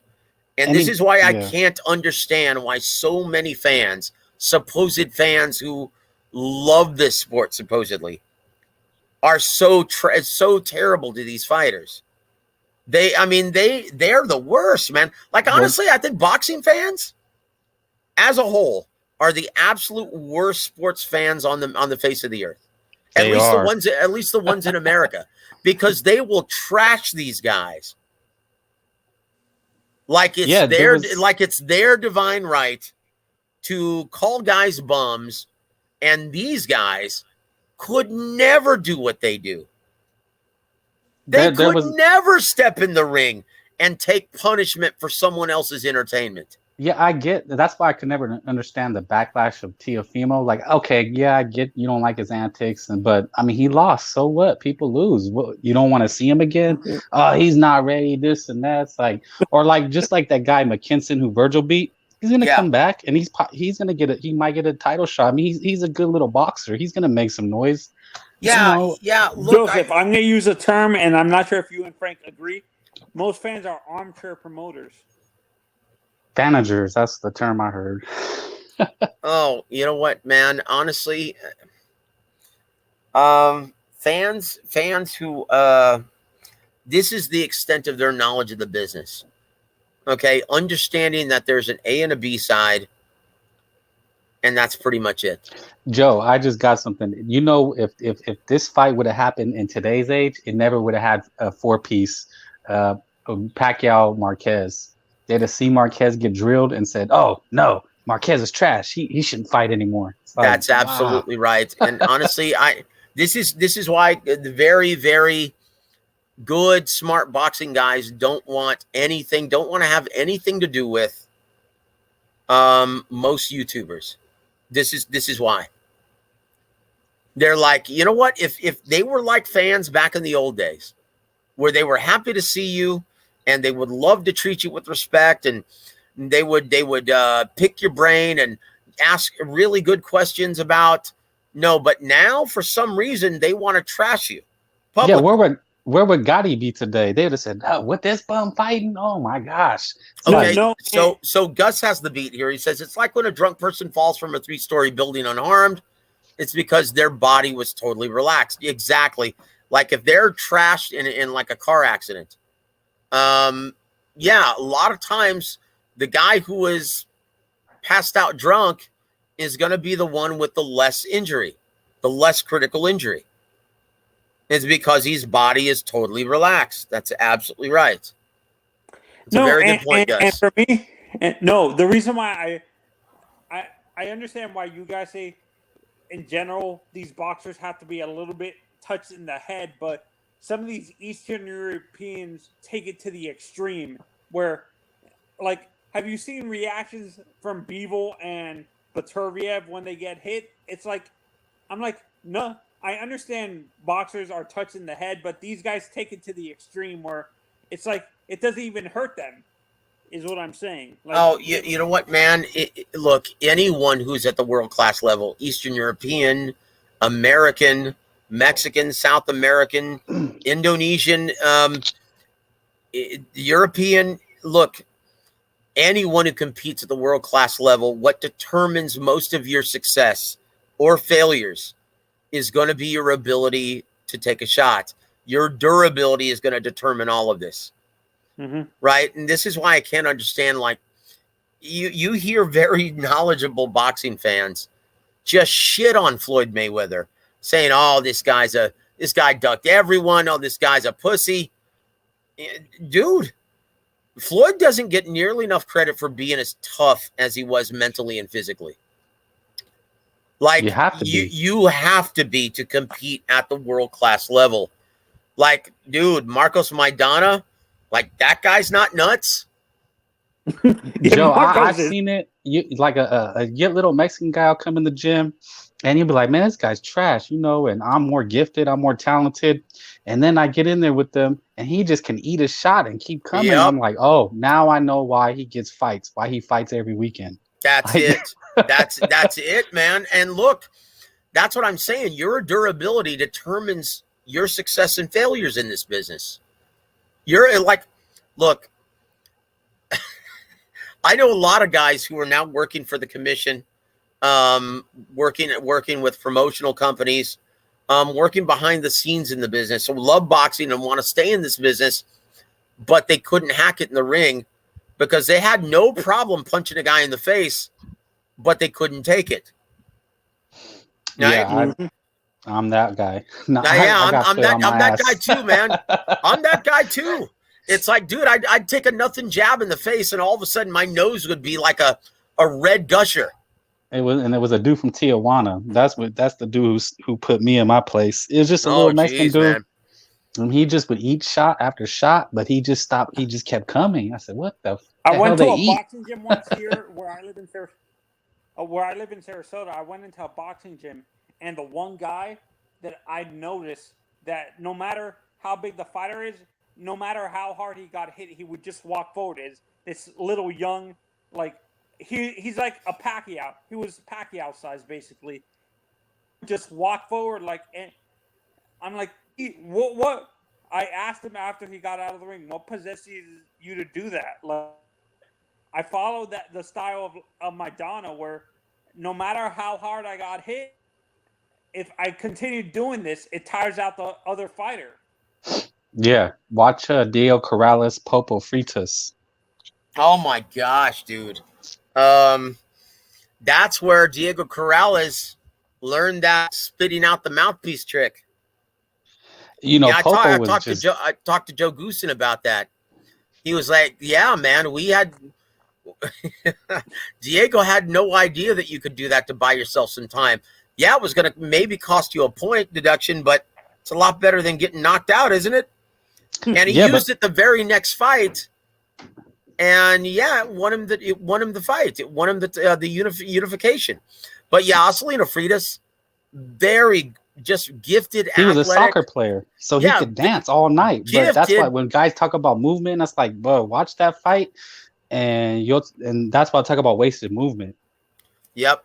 But I tell you what, though, man, Freitas was a joy to watch. Offensively, he was so much fun to watch in the ring. But yeah, man, he didn't have the greatest chin in the world. I tell you what, though, still to this day, one of my favorite fights over the past 20 years was Acelino Freitas and what's his name? I think I know from you're talking about Argentina. What's his name? He was bald head. His name eludes me now. Hold on. No, I know. He fought.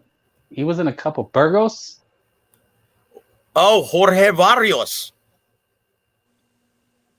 Barrios. Okay. Barrios? Jorge Barrios. Yeah. Barrios or Barrios? Barrios in order for the Anglos. Yeah, Barrios. Jorge Barrios from Argentina.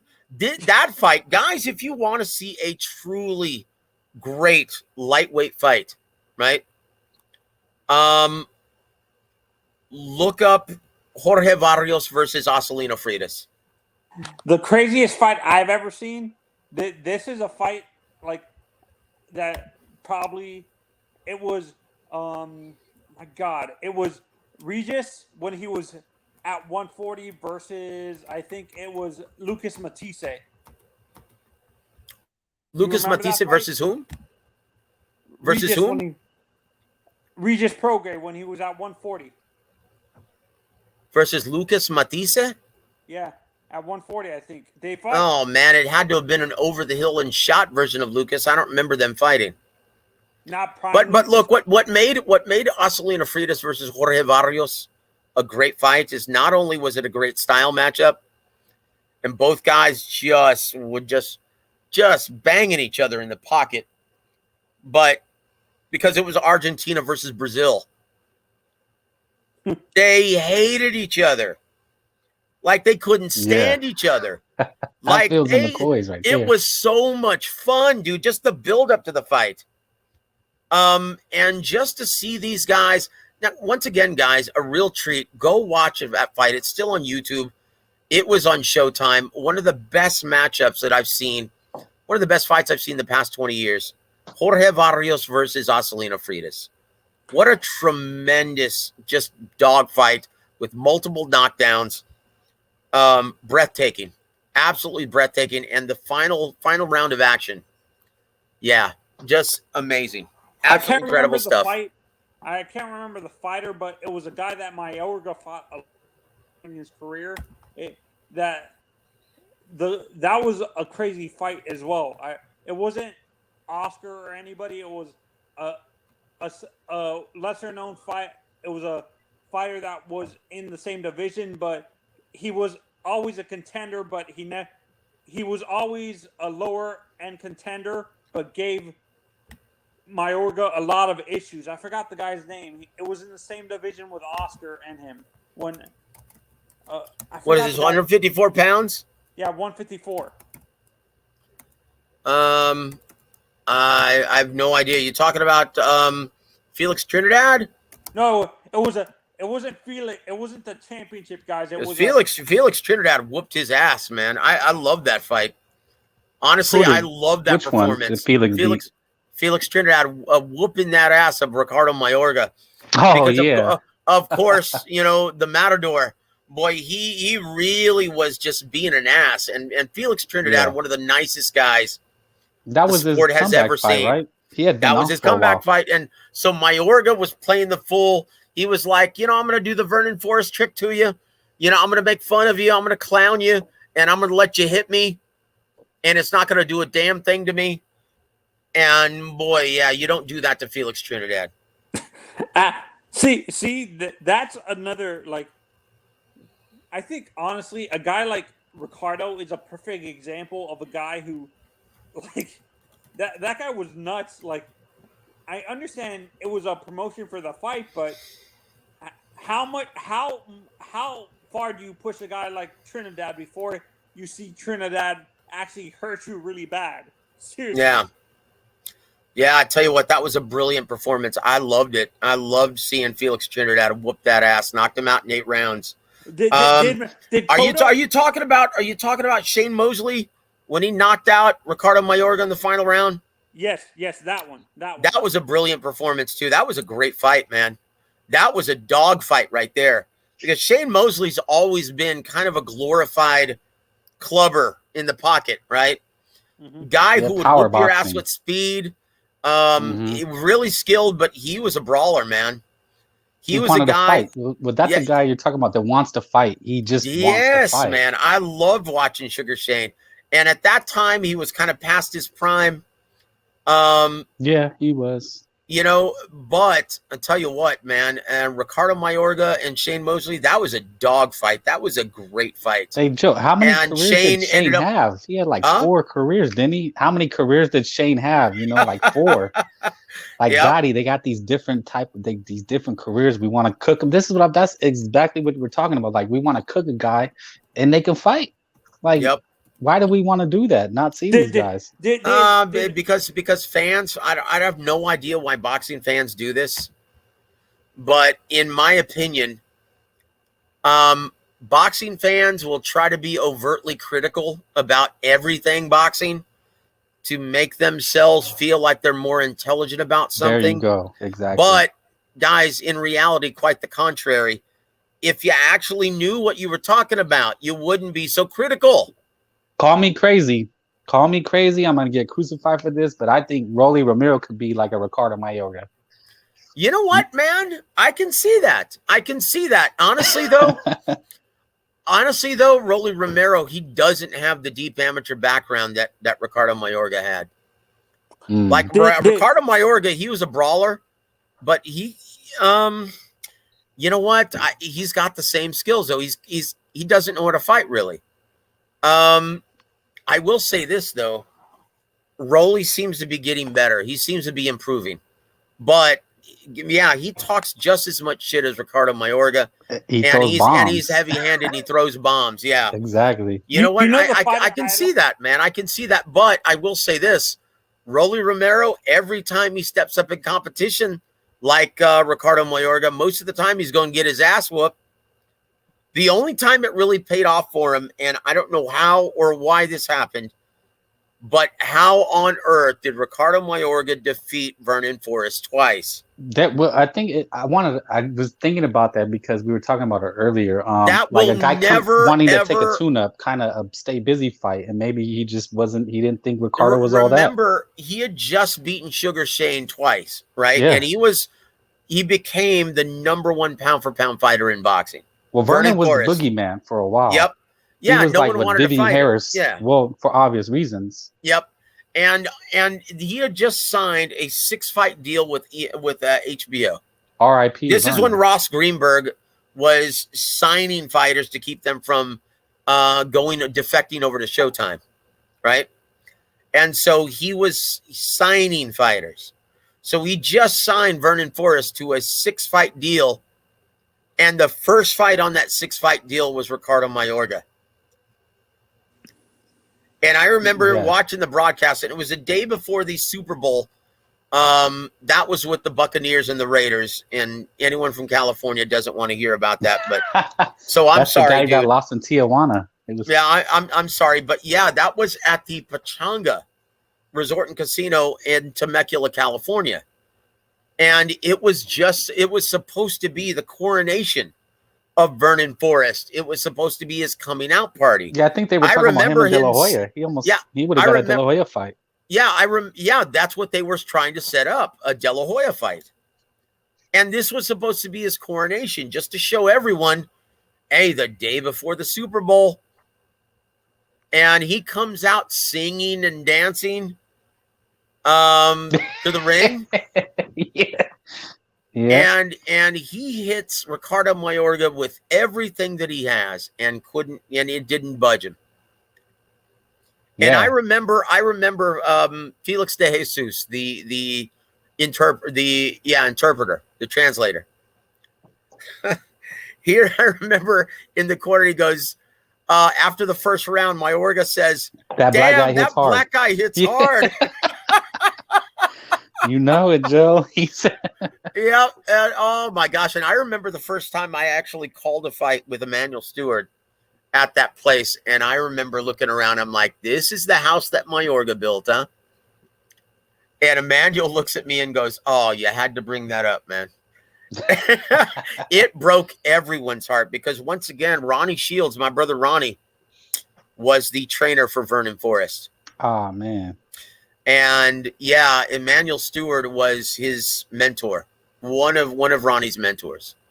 And that really hurt his heart watching Ronnie kind of lay an egg on the biggest stage of boxing at the time, you know. Losing a fight that you were supposed to become unified champion, beating Ricardo Mayorga, a mere minor title holder, right? Right. And they fought twice. He had the chance to get it back, but, you know, Vernon Forrest, it was already in his head. And I'll tell you what made, once again, it really played into the judges at ringside. When Mayorga just started clowning him, said, hey, man, come on, hit me. I'm right here. Oh, and Vernon Forrest hit him. And Ricardo Mayorga, you know, obviously it to the perception of the judges, yeah, his biggest, cleanest right hand, right? Couldn't even phase him. After that, yeah, it was all downhill. Ricardo Mayorga had gotten into his head as well as the heads of the judges, and he controlled the entire pace of the fight. Then after that, he forced the action. He was the effective aggressor, and he was putting all kinds of pressure on Vernon Forrest. Even though I thought Vernon did enough to win that second fight, Yeah. It was close. It was Yeah. closer. Hey, Frank and Joe, we're talking about Ricardo, who taking away the talent. I'm talking about the trash talking. Who was worse, Camacho Sr. or him? Oh, Camacho, man, he was such a flamboyant, just awesome entertainer. They don't make fighters like him Macho anymore. time. Macho was such a badass. Where he was funny. He was funny, and you know he was a showman. He was more like the Prince Nassim Ahmed, where he could talk trash and it was entertaining. Mayorga was a vile, detestable, just would say the most absurd things, man, and make you really want to hate him. He would smoke and drink in the ring. You know, yeah, man. We're Mexican, but they loved Camacho. You know, that Puerto Rican, and you know, one of my uncles loved Macho. I really don't know anyone who embraced Ricardo Mayorga as their favorite fighter, because he was such a vile, detestable guy. No, and people, I bring this up and people laugh about it, but just because you didn't understand what he was saying, I understood it because I knew Spanish. But freaking Julio Sr. said the most detestable shit too. Oh, you know what, man? I honestly, it was hard not to like Julio in his prime. No, I'm talking about the trash talking he did before the fights. Well, Julio Sr. though, man, that's a guy who, you know, he could back it up in the ring, man. That guy was a total badass, man. What's up, EJ? How you doing, my friend? I tell you what though, it's Mayorga, it was just a new level of low. But I will say this though. And this is how brilliant Ross Greenberg was, and he doesn't get enough credit for his being the vice president over there, or being the president of HBO Sports, because he had large shoes to fill. He took over after Lou DiBella, right?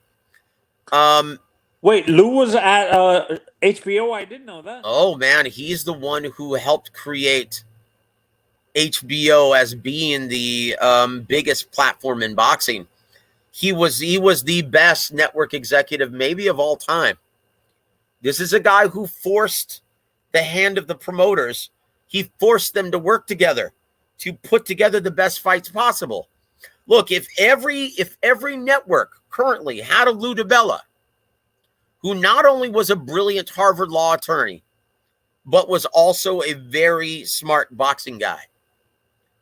If every network executive was like Lou DiBella, this would be a great sport once again. I mean, it still is. I love boxing. I love the sport, and I love the fact that the promoters and the networks are giving us these great fights. Okay? And right now, in my opinion, every promoter's knocking it out of the park this year. Yeah, and I noticed... But hold on. But so Ross Greenberg, if you remember, guys, he's the one who made up the brilliant countdown specials and the 24/7 specials. That was his brainchild. Wow. The reason why you get this all-access stuff now and blood, sweat, and tears on ESPN now, that's because of everything that Ross Greenberg did at HBO. Mm-hmm. We wouldn't have any of that supplemental behind-the-scenes specials or series or presentations without Ross Greenberg. Do you remember the very first countdown special on HBO? It was Oscar versus Ricardo Mayorga. Yep. Oscar De La Hoya versus Ricardo Mayorga. Do you remember? And it was a total mismatch. But because Ricardo Mayorga's mouth and everyone wanted to see the villain get his comeuppance because of that countdown special, you had people who weren't even boxing fans dialed in, and they wanted to see what happened on that fight. And people who hated Oscar, too, cheered for Oscar during that fight, too, right? Yep. Everyone who couldn't stand Oscar and said, oh, I want to see that pretty boy get his face smashed in, they were rooting for Oscar that fight. Everyone hated Ricardo Mayorga in that, because he was saying these absurd, just ridiculous things, man, at every press conference. Yeah, didn't he end up begging Oscar for money? They had that on All Access. I don't remember that in the countdown special. I don't remember that, but I remember after the fight, he ended up apologizing to him and kissing him on the hands and shit like that. Ricardo Mayorga basically saying, yeah, I only did that to help sell the fight, and I hope you can accept my apology and things like that. But I don't remember him begging him for money. I swear that was something where he was saying, hey, man, Don King ripping me off. Can I get a little more? Something like that. Oh, no. You're talking about the, what fight was it? I think it was the night before a fight, and Ricardo Mayorga was demanding more. I think it was. Yeah, maybe I'm off. I thought it was because it was the All Access. I don't know if it. No. It was. Gosh, I want to say, was it the Trinidad fight? No. I want to say, was it the? No, it was a co-promotion. Wasn't that the Miguel Cotto fight? Oh, no. Maybe it was before Miguel, that. I don't know. I have to look it up. But yeah, Ricardo Mayorga, he was holding out the night before the fight. After the weigh-in, he wanted more money. And I don't remember what matchup it was, though. But yeah, I remember that. Also, our brother Major Key Boxing. Welcome to the show, sir. He was clowning Oscar bad. Oh, dude, I you know what? And you had people that weren't even boxing fans seeing that countdown special on HBO, saying, you know what? I don't usually watch boxing, but I want to buy this event and tune in. Well, I want to see this guy get his ass whooped. Yep. If there was a guy who maximized their dollar, I mean, how many pay-per-views did he have? Jeez. Well, so in that sense, yeah, Rolly Romero may be that guy. Yeah, Mayorga got that last pay-per-view against Fernando Vargas. Oh, gosh. If memory serves me correct. Yep. He got knocked the fuck out in that fight, too, didn't he? Yeah. No, I think Mayorga beat Fernando Vargas. Did he beat Fernando? It was like a mid pay-per-view. Yeah. And that was Fernando's hooray. We talked about this before, specifically with HBO and boxing and Showtime. Oh, you're right. He won a majority decision, didn't he? Yeah. Yeah, me and Joe talked about this. It seemed, I said this, HBO did better with the veteran fighters, but Showtime does it better with the young and up-and-coming fighters. For some reason, Showtime really didn't do well with the promoting veteran fighters, like doing veteran cards. They did well with the up-and-coming guys, better than HBO. Am I correct? Well, it depends on when. It depends on when you're talking about, because I'm talking about the mid to early 2000s. Yeah, there was some guys who slipped through the cracks. Okay. You know, Ricardo Williams, remember him? He slipped. Yeah. He was supposed to be like the next coming. Yep. Panchito, he fought a couple times on HBO. Panchito Boado? Yeah. He lost to I tell you what, he's supposed to be a hot prospect, and he ended up getting losing a decision to Jesse James Leija. That was a really great fight, though. That's right. He stepped up and then lost. He stepped up against Leija and lost. Yeah. No, that was somewhat of a resurgence in Leija's career too. Yeah, no, that's what I'm talking about. It seems like HBO has a better track record promoting the veteran fight cards with more veteran fighters, but Showtime did better with the up-and-coming guys. Well, and at the time, it actually made sense, because Showtime, they couldn't match the big purses that HBO could spend. They didn't have the same subscriber base. They couldn't really spend the kind of money consistently that HBO could. Yeah, they were doing a lot of the Ricky Hatton and Tim Zoos. And Joe Calzaghe's. Yep. Yeah, that's what Showtime was known for, is the overseas guys. Yeah, I tell you what, though, man. Kostya Tszyu, what a bad dude that was, man. Well, you know, everybody hated him because he put that beating on Julio. Oh, jeez. Look, man, at 140 pounds, Tim Tszyu is one of the, because once again, 140 isn't that old of a division, considering, like, compared to the lightweights or compared to the welterweights, compared to the middleweights. It's not that old of a division. So when you look at the landscape of that, the lineage of it, Kostya Tszyu, you have to say he's a top 4 or 5 junior welterweight all time. And Joe, and they wanted to trash Teo, but I mentioned Kasazu. He lost. He got a surprise loss, but he Vince came Phillips back. And Ricky Hatton. Yeah, and he ends up coming back and being pound for pound. Oh my gosh, man! Kostya Tszyu was a stone cold killer, man. That right hand of his. He lost, and then we would have thrown him to the wolves. Oh, he's not all that. Once again, man. These I don't understand some of these boxing fans, at least ones that proclaim to be real boxing fans. Like I will never understand why they love to trash these hardworking fighters who take punishment for their entertainment. And once again, what I stated earlier is the only logical explanation for it.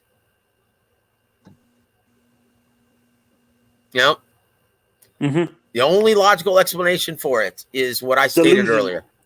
Delusion. Well, no. It's they trick themselves into thinking that being overtly critical means that they're more intelligent. It's a more intelligent way of looking at things. And quite the contrary. If they were truly intelligent about it, they wouldn't be shitting all over these guys. Yeah, and for me, when I look at the landscape of 140, the fight I want to see I'm not sure if he's ready yet or he needs another tune-up before he gets into the ring with a killer like this. But I want to see Teo versus Matias, Sabrio,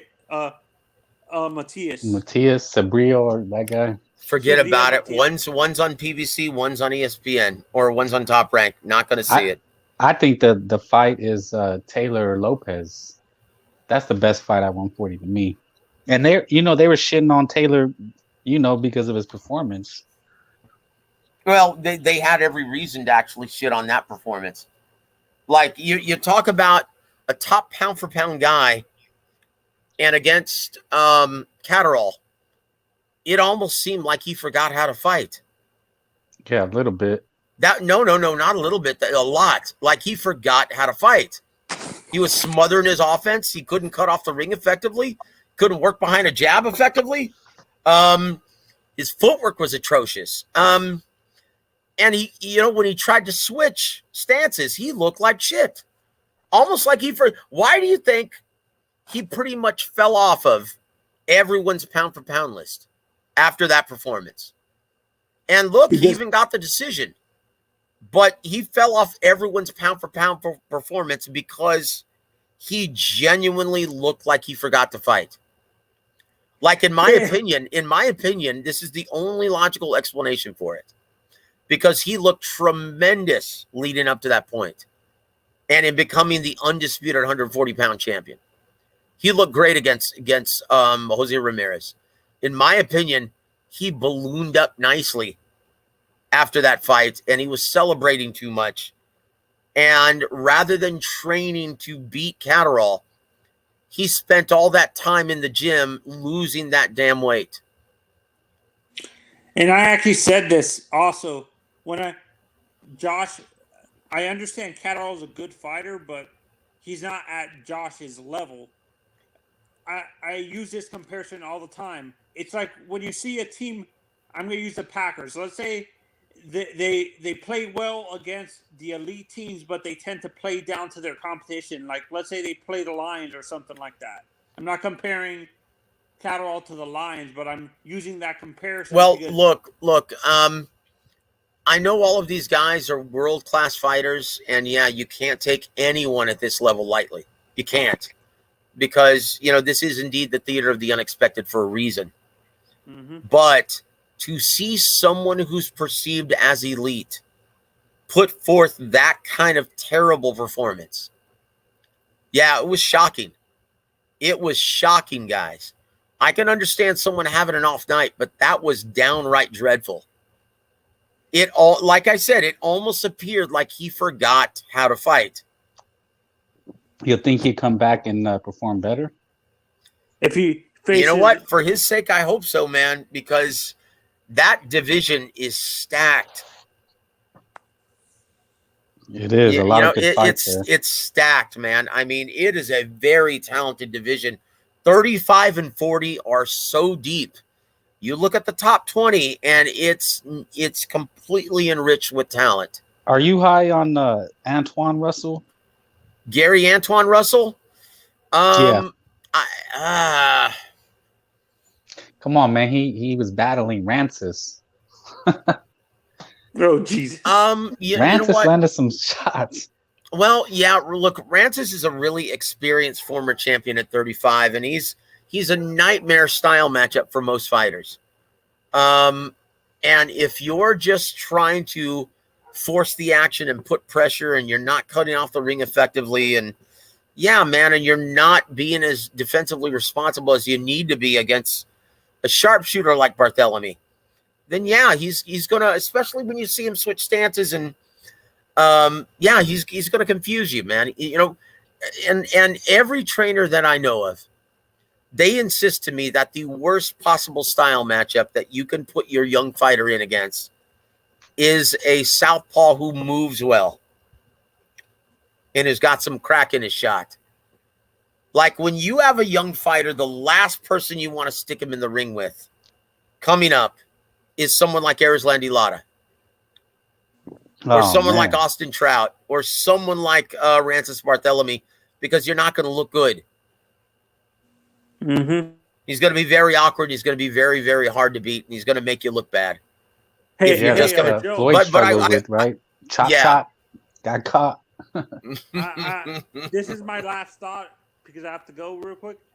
The young amateur that I want you in out for is Ryoto Tatsumi, because this kid, they're saying he has more.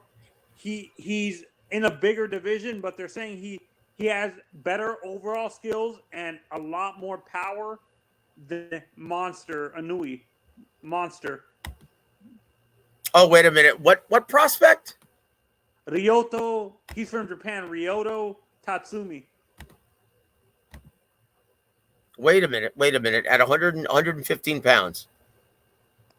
Yeah, which I think when he moves up, would actually be at 122 or so. When he goes into the pros, at 126. Oh, he's still an amateur. Yeah, he's a young amateur kid that I want you to for in the Olympics. They're saying this kid has better overall boxing skills than a monster with a lot more power. Well, I'll definitely look into that, but I'll tell you right now, who I wouldn't fight. Like, look, if I were Bam Rodriguez or anyone at 112 pounds, let's just say 112, right? In my opinion, I have no idea how this guy still makes weight. This is a total badass. Wrecking machine. He can box it from mid to long range, and he's got sledgehammers in both fists. That's Junko Nakatani. So like, honestly, Junko Nakatani, if I'm a guy who has a huge upside like Bam Rodriguez, right? Stay far away from Junko Nakatani. If I'm Sonny Edwards, I'm going to stay far away from Junko Nakatani. If I'm Chocolatito Gonzalez, staying far away from Junto Nakatani. That guy is all wrong for everybody. Now, once again, how is he able to make 112 pounds when he's 5'7"? Yeah, this guy's 23-0 with 18 knockouts. Okay, he fights behind a 67-inch reach. In essence, he's like Fundora at super welterweight almost. You know what? Oh my gosh, man.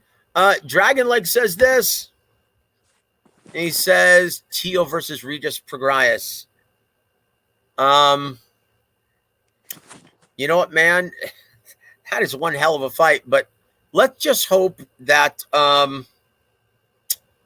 who is it? Prograis versus Zepeda gets made. That's the fight, right? That's been ordered by the WBC. Mm-hmm. Let's just hope that gets made. right Yeah, I now. thought Ramirez said he wasn't gonna do it. Is it? No. He's- Ramirez pulled out of the Zepeda fight because Yeah, he was going to get okay. married, right? So Okay, that's why yeah. they ordered Regis Prograis versus Shun Zepeda, right? So let's just hope that that gets made, because it's neither guy is with Top Rank. One guy is with Zanfer Promotions. The other guy is with Probellum. So where's that going to land? What network is going to buy that? And who's going to pay for that brilliant main event? In my opinion, that goes to purse bid. And in my opinion, that may get picked up maybe by DAZN. But for what that matchup is worth, I can't see these two guys getting paid what they're worth. Unfortunately, though, neither guy is a big ticket seller. So, yeah, they're going to be shortchanging this fight. So let's just hope that this fight actually comes off, right? Yeah, In my opinion, there's a chance that this could be, and we want to thank Anthony for joining us tonight. But in my opinion, this is a possibility of maybe getting Estrada, right? Where Estrada, the reason why he didn't fight Josh Franco, and the primary reason why that fight didn't come to fruition, because it went to purse bid. Golden Boy won the purse bid with only $120,000. You might see a similar situation here where both guys get completely insulted. So then what happens? So that means then both guys just decide not to take the fight. That's a problem. Because once again, Zepeda, even though he competes on a lot of top-ranked cards, he's not a top-ranked fighter. He's with Zanfer Promotions. Okay, and Regis Prograis, he's with Probellum. What belt is it for? Is it for the one? It's Josh for the Taylor WBC. vacated? Yeah. It's for the WBC. Yep. Okay. So there's a possibility, guys, just from what I know about the business, there's a possibility that that fight doesn't get made. In my opinion, though, I think Richard Schaefer and Probellum will win the purse bid. But where's it going to be televised? How are they going to pay for it? They don't have any TV dates unless they're going to stage it on the new HBO Discovery Plus. What? Okay, you guys don't know about that yet, do you? No, I haven't heard that. Okay, Warner Brothers Discovery Plus, right? It's going to be a combined effort and a streaming part of HBO. And so HBO indirectly may be getting back into boxing, but it's going to be as Discovery Plus. As an app? Uh-huh. And Probellum, from what I've been told, landed several TV dates with Discovery Plus. Wow, that's exciting news. So you may see. I've got to hear more about it, and I've got to inquire more about it. But if there's going to be any saving grace for that matchup, it's going to be on Discovery Plus. When's the timeline for this? I have to look that up as well. Hold on, let's check this out. One last comment, and then I'm going to call it a night because it's been almost 4 hours, gentlemen. Thank you. So, no, thank you guys for hanging with me and making this Thursday evening a very enjoyable one, guys. Yeah, and once again, I missed hanging out with all of you guys. I really did. Thank you, guys. I miss you too, Joe. Thank you, my friend. That really means a lot to me. Thank you. So Dragon Leg says this. He says, what's next for Blair Cobbs? A Rolly fight or rematch with Alexis Rocha? Well, first he needs to learn how to fight. Yeah. So honestly, he's with Golden Boy though. So chances are, it's going to be someone like Alexis Rocha. So like it's tough, man. Or they're going to find a welterweight maybe that they can stick him in with a matchroom guy maybe. Someone who's also competing on DAZN. Wow. Hold on. My brother Wayne Hennessy. It has been a long time, brother. Thank you so much for joining us. Salute to you, my friend. And good morning to you. Also, my brother Lance Meyer. Welcome to the show, sir. It's a damn shame, though. We're 4 hours in, so we're getting ready to cut out. Frank, is there any last thing that you'd like to discuss or talk about, my friend? I think you covered everything. The big fight this weekend, Usyk and Joshua, is going to be a hell of a fight. I'm predicting fight of the year. You know what? From your mouth to God's ears, brother, because, gosh, if we see that kind of drama, like if we see anything remotely close to Fury Wilder 3, I'll be a very, very happy individual. Yeah, people, we're focused on Bud and Spence. Okay, but we have fights that are big fights, and we just got to move on. And I think this is a fight. If you're a boxing fan, forget the nonsense and tune in. It's to me, I really believe it's going to be fight of the year. Yeah, I tell you what, though, it's amazing, though. And once again, I got an email from the guy who is the editor at Odds Checker, right?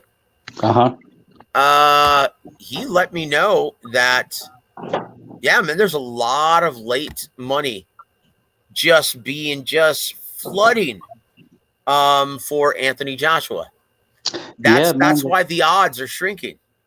Oh man, those guys, they support their fighters from here to the grave. I mean, they travel. They don't pull any punches. So because there's been so much money flooded for Anthony Joshua, so because the odds are becoming very, very tight, a straight up win, a straight up loss, whatever, straight up bet, winner bet, doesn't really make very much sense at this time. So if you're going to bet, guys, talked about this in the outside of the show. If you're going to bet, look at the round group betting. Okay. In my opinion, as an odds guy, okay, as a journalist, if I had to help you guys and tell you what the smart bet was, and this is just my suggestion, right? If you're going to bet, look at the round group betting, okay? You can get still, if you actually choose an Alexander Usyk victory from rounds 9 through 12, it's still sitting at a plus 500 on most race and sports books. Plus 500. Now, bet that hedged by an Anthony Joshua 1 through 6 group round bet, which is at a plus 550. That's your smart bet, guys, from your friends at WAWR Radio. Were you somebody mentioned also, were you gonna cover it? Gogi and I are going to, well, look, I've got some good news and some bad news about that, right? Thank you for bringing that up. Okay, and Issy, thank you so much for bringing this up, my friend. I was supposed to take my son to go see Kansas, one of my favorite bands of all time, and anyone who listens to this show regularly understands that I'm a retired musician, kind of. I should say a part-time musician now, professional musician. I still play every once in a while. But Kansas, one of my favorite bands all time. They are turning 50 next year, right? So found out it was just canceled for Saturday night. So that means Coach Gogi and I will be doing a live broadcast during the Anthony Joshua Alexander Usyk fight, and I'm going to be doing my blow by blow, and Coach Gogi is going to be showing you guys how brilliant he is at doing color commentary. Like, he can tell you what's going to happen in the fight before it even unfolds. He is like, and it's funny, like I used to really mess with Emmanuel Stewart about this all the time. I'm like, Emmanuel, it's like I don't even like watching your broadcasts anymore, man, because you spoil it. You spoil it. It's like, do you remember Ricky Hatton versus Jose Luis Castillo. Yes, I do. Do you remember Emmanuel Stewart in the first round? He goes, look, I don't. Jose Castillo, he's got no legs underneath him. He looks like a shot fighter. Ricky Hatton's gonna knock him out within 4 rounds. And what happened? Ricky Hatton knocked him out with a body shot in round number 4. Yeah, Castillo was done by then. and that's how Gogi is. He can tell you, like, because I'll watch these fights and we'll be on the phone together while we're actually watching these fights, and he'll tell me, do you see what he's doing there? Like, he needs to actually start cutting off the ring better, or else he's going to walk into a straight right hand, and 2 rounds later it happens. So guys, yeah, it's going to be a real treat. It's going to be so much fun. Coach Gogi and I are going to be calling the action as it unfolds. So if you're going to be watching it on DAZN, please turn down the sound and just check out Gogi, how awesome he is. There's a good banger on the undercard too. That Zhang and Hergovich. Oh, we're gonna Felipe Hergovich. Yep, fighting the Big Bang Zhili Zhang. Yeah, we're gonna be, and that one's of great interest to me. And not only is it the IBF title eliminator, but it's the first fight with Ronnie Shields being the head trainer of Felipe Hergovich. Okay. So yeah, I'm really interested in seeing how Coach Ronnie actually looks, or Felipe Hergovich looks in the ring under Coach Ronnie's tutelage, right? Yeah, man, super excited. So yeah, we're gonna be calling then the co-main event and the main event. Okay. I'm really looking forward to it, man. Joe, put an alert out so I get the notification when you actually go on. I sure will, my friend. I sure will. But guys, I think that's about it. We're coming up on 4 hours being on the air. God bless all of you guys. Frank, anything else you'd like to discuss or mention before we actually cut out? No, I just think it's a great week for boxing. I don't know what's after that. Well, there's still the Figueroa match, so there's that too. I'm sorry, what did you say? The Figueroa match with the replacement. I'm sorry, did you say something? Oh, okay. Honestly, I'm more interested in the 2 fights before that. Yeah, I think there's a good 140-pound. Yep, it's going to be for the vacant WBA Junior Welterweight Championship, right? Yeah, and I think that's the angling for Antoine Russell. You'll see. Oh, of course, brother, of course. But yeah, it's. I'm actually more interested in the 2 fights before that. Let me look that up just so I can speak about it intelligently. Hold on, let's. I cannot believe Omar Figueroa and Adrien Broner was getting this main event assignment. Oh, Lipinets is the replacement. Lipinets, of course. Yeah, as Gogi would say. Oh gosh, you know what, man? This is. I mean, it's going to be action in this fight, but man, honestly, this is of no consequence. This is of no. This is what I was talking about before. These are very rare, precious TV dates. I'll tell you what's going to steal the show, right? Tell you what's going to steal the show is for the WBA Super Featherweight Championship, Roger Gutierrez versus Hector Garcia. Yeah. That's going to be a barn burner. I cannot wait for this one. This is a tremendous fight. And then in your co-main event, Alberto Puello, undefeated 20-0, is going to be taking on Akhmedov, who's 9-1. And look, Akhmedov is a very good fighter, but how did he jump the ladder and get this assignment? It's PBC. Now, once again, Akhmedov is a crafty southpaw whose only loss is to Mario Barrios. He's 9-1 with 8 knockouts, but still, how did he jump the ladder? Yeah, that's and boxing. get this assignment. The belt system, Joe. But guys, I'm really looking forward to those two fights. In my opinion, Omar Figueroa Jr. versus Sergey Lipinets. Oh, geez. I couldn't care less. Once again, it's Take a your fight wife out of of no consequence. Nah, I agree. But I'm going to watch it because I'm already home watching the other fights. No, I'll switch it over to ESPN, man, and watch. Let's see. I'll watch. I'm sorry, Navarrete. I'll watch him that's instead of Ben Omar Figueroa. Navarrete. Yeah. Yeah. Oh, okay. Thank I'ma you for try to watch joining us both. and hanging with us for hours, Issy. We appreciate it, my friend. Thank But you, I'll let you Dragon go, Leg. Joe. Thank you, everybody. Get some sleep. Frank, thank you for sharing the air with me. Yeah, I'm going to be up writing in in about 5 hours. So there you have it. But Joe, remember, send the noties out.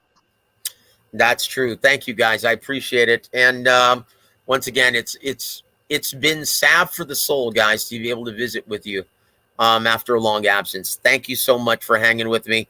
Have a wonderful evening, guys. And once again, if you're in Texas, for more information on our sponsor, go visit the Gomez Law Firm at GomezLawFights.com. On behalf of Frank and everyone in the chat, I'm Joseph Heron. You've been listening to War Week Radio. God bless all of you guys, and have a wonderful weekend. It's already Friday, don't you know? Have a good night, everybody.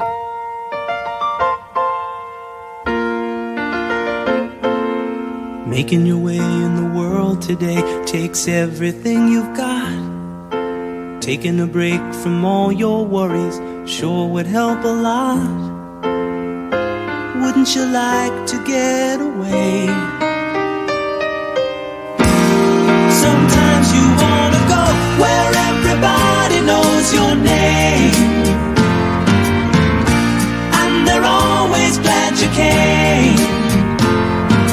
You wanna be where you can see our troubles are all the same.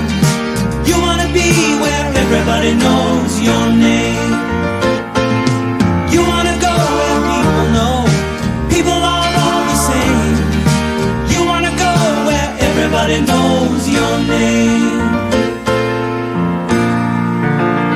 FightSaga.com presents War Week Radio chats with boxing scribe